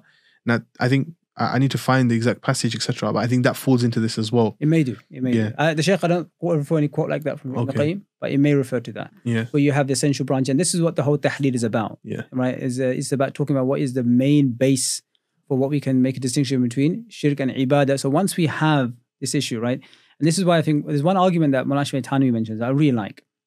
And I don't think the Shaykh's, I can't recall him mentioning this. It's because maybe it's a bit more philosophical and the Shaykh's trying to abstain from those kind of arguments, is where in his Nihayat al-Idrak, Mawlana Shaykh Tanwi, he gave, or Mawlana Zafar al-Usmani, I can say we say both, right? Mawlana Tanwi, he mentions the point that I want to give an akli argument of why what people are doing can't be considered as shirk. So he goes, okay, tawheed, is that something which is wajib, right? Is it a necessary existence? You say yes. So if tawheed is necessary, is wajib, it means shirk must be mustahil. It's impossible. So if any scenario you bring, which is mumkin, it can't be shirk. Why? Because that means, so for example, if I, like he goes, someone says, because it deals with the discussion of someone being hay, hadir, qadir, right? This is a common thing. So he goes, but of course, everyone that does it believes in that the person can be doing it. So it comes to an irrelevant point, but he does discuss it in quite some detail. There's hay, hadir, qadir. But for example, you say Isa alayhi salam is giving life to the dead, bi'idhnillah, right? So if I'm alive in the time of Isa alayhi salam, and I say to him, can you bring the person back to life for me? It won't be shirk. But is that possible? Is that mumkin that Allah Ta'ala gives Isa alayhi salam that ability? Yes. Not only is it mumkin, it happened. Yes. Right? Is it possible that Allah Ta'ala gives Zayd this ability? If it's possible there, it would be possible here. It would be possible here. Yeah. So if it's mumkin, now if I claim that Zayd, this is for those who don't know, Zayd is a term that we use for the for sarf, for nahu, everything. Yeah. So daraba Zaydun Zaydan. Yeah. So if I say Zayd is this person, and I claim that he has this ability that Isa alayhi salam had, you can turn around and say you are, you're mubtadi', or where you got evidence for this? I don't believe in that. No problem. But I'm saying, is it mumkin? Is that possible? You say yes. If it's possible, it can't be shirk. But if I say Zayd has this ability independently, is that mumkin? No. No, it's mustahil. It's impossible. And that so hence it would be shirk. It's an interesting qaida. Yeah, that's how Mawlana Tanwi mentions this qaida, right? And I'm sure other scholars mentioned it as well, but I'm saying this is something that Mawlana Tanwi, it's in the Risala. Yeah. And I think it's a very, it's a different way of approaching it. Yeah. And it makes a lot of sense. So the second you say, wait a minute, is that possible? Because remember, so we say this, the belief of the mushrikeen, was that mumkin or mustahil? It was mustahil. Mustahil. Yeah. If it was not mumkin, it was mustahil. It wasn't that Allah just didn't choose to give Lat. No. Yeah. The belief they had in Lat and Uzza was of shirk. Yeah. They believed he had ta'thir. They could see all these ayat, etc. Allah is mustahil. It's always mustahil. So if that's all mustahil, that's shirk. Someone's not doing it, it means they've not done, it means that they may be doing other stuff. It's not shirk they've fallen into. So the question then becomes, in terms of the nusus in Sharia, is this possible? Is it possible for Allah subhanahu wa ta'ala to do this? Or let me rephrase that. Is it possible for this kind of thing to happen? Yeah. In Sharia? And then if it is, then it can't be shirk. No, in Sharia, just in... terms of like nusus, in terms of... It's just possible. Okay. If it's possible or not. Okay. It's beyond nusus, if it's possible. We're talking about what shirk is. Yeah. Shirk is something that would be an objective reality, which doesn't need Sharia ahkam to tell us this. Shirk is always, remember, it's qubh fi nafsi, right? It's inherently evil. So it's not like in Sharia one can be allowed, it cannot be allowed. It will always be repugnant, right? So it will always be impossible. You can't say, it become in our Sharia, we have a different definition of shirk, they have a different definition of shirk. No, we can have certain acts like sajda, we can say it's only for Allah Ta'ala, it's not going to be shared with anyone else, that's no problem. But you can't say shirk is difference here, because shirk has to be something which is objectively shirk, which is inherently evil and impossible. So can we apply this qaida? And well, we're going to end on this. Yeah. Can we apply this qaida to say, for example, the example you gave of someone doing sajda to or praying salah in front of a statue of Ganesh, for example? Well, the thing with salah is that it's an absurd example. What exactly are you praying? Okay. Right? Because you're going to say Allahu Akbar. Yeah. You're going to change that. Then if you change, it's not salah anymore. Okay. All right? But then you're going to start saying al-fadh of shirk anyway. Iyaka na'budu. Who are you talking to? You're talking to him. Because for Fatiha, if you're saying Fatiha is a necessary component of salah, all right? And you're going to say Iyaka na'budu, recite tilawa of Allah, and you're saying this is my source of it. What exactly? It's an absurd example. But if that's what you're referring to, saying Iyaka na'budu, Iyaka nasta'een, the ayat you're saying this refers to this deity here, this being, this idol, that's shirk. Or what about just a plain sajda to the statue then? Again, this is now, so this will go into discussion of kufr, because if someone was to do something which is from the Shia, it's like, for example, if someone walks around with a cross on, you would assume to be a Christian, even though it could be fashion, but you can just judge by zahir. Yeah. So if I see people going to a temple and they're worshipping these, I can't say, I'll do husn al-dhan and think they're believers, right? But if there's a person that, but then again, this is based on context of how you give hukm. So for example, if you see me and I'm prostrating and there's an idol there, the first thing I hope you think is that he probably doesn't know there's an idol. Yeah. All right. So this is based upon, that isn't takfir, but whether shirk takes place or not can only be found out by asking me. Yeah. Finding out what your intention is. Even Hindus go, we're not bothered to what, so there could be a Hindu, for example, there, that's an atheist, right? And he's not actually into it. He's just doing what everyone else is doing. We're not going to say, well, that's not shirk, all right? Because he doesn't actually believe in what he's doing, right? Because we say, well, we're not really bothered what is, because you've participated in action, we judge bil-zahir. And it's kufr anyway. It's kufr anyway, so we're not going to be bothered with it. Now, Muslim does it, right? Let's say he's doing to a grave, etc. Now we have to remember, because they have the hukm of Islam. They have rights. So we can't just go and just throw these rulings. But this comes into a different realm of discussion, which is not the discussion whether shirk has taken place or not. Kufr could take place. Yeah. Could potentially be shirk. Sometimes you may have to condemn practices because of the ri'a shirk or shirk amali, as some scholars call it, or shirk asghar. You can use whatever terms you want. Okay. But the meaning is the same. Okay. Yeah. So just in conclusion, of course, it's not meant to be a summary of the whole book. Yeah. Although this was a bit of a summary, but I would highly advise reading this book. It's small. It wouldn't take too long to finish it, a few days. It's available, right? It should be available. Yeah, it's newly published, should be available. Yeah. The book is called Bunzel. If you buy on Amazon right now, it's about £30-something. I would highly advise, especially those who are interested in Wahhabism, early Wahhabism, have a read of that. Those who are following that tradition, have a read of that. I'm very happy to get feedback on this. Yeah. Right, of the book. So I don't want people to say, oh, here's a quotation from Muhammad al-Wahhab, something to the contrary. No problem. I want if someone can give feedback from that school, say this is the things I have an issue with the book, which go at the heart of the book. Yeah. The main arguments. A counter narrative is counter narrative based. That's exactly. Yeah. So if someone can say, oh, this quotation is not completely accurate, or this was misunderstood a bit, or that's not dealing with the fundamental. That's not dealing with it, right? So even if you have some people saying, oh, well, there were some people that were pro Ottomans as well, which there are a few people in history in the Wahhabi tradition, but we're saying the main scholars of Wahhabism that everyone looks up to, their views as presented called Bunzel, is that accurate or inaccurate? If they can provide a counter narrative, I'm more than happy. If there's books that you think that this is kind of provides a counter narrative, I'm more than happy to review that. With Shaykh Hatim's book, right? With this one a bit different because I've kind of followed the debate. So not saying I can't, you can more than welcome to provide sources that you think to the contrary, that you think would deserve reviewing. I'm more than happy to do that. But because I've got prior reading on this topic a bit more, I'm quite confident in saying this is a very good book. And I would highly advise everyone to purchase it and have a read. And maybe an English translation may be coming out soon. Inshallah, I'm going to take it off you after this, inshallah. We'll think about that. We'll think about that. There you have it. Please share, like, and subscribe. And if you have any other suggestions for any other books in the future that you want us to cover, please note it down in the comments. And as always, don't forget us in your du'as. Wassalamu alaikum wa rahmatullahi wa barakatuh.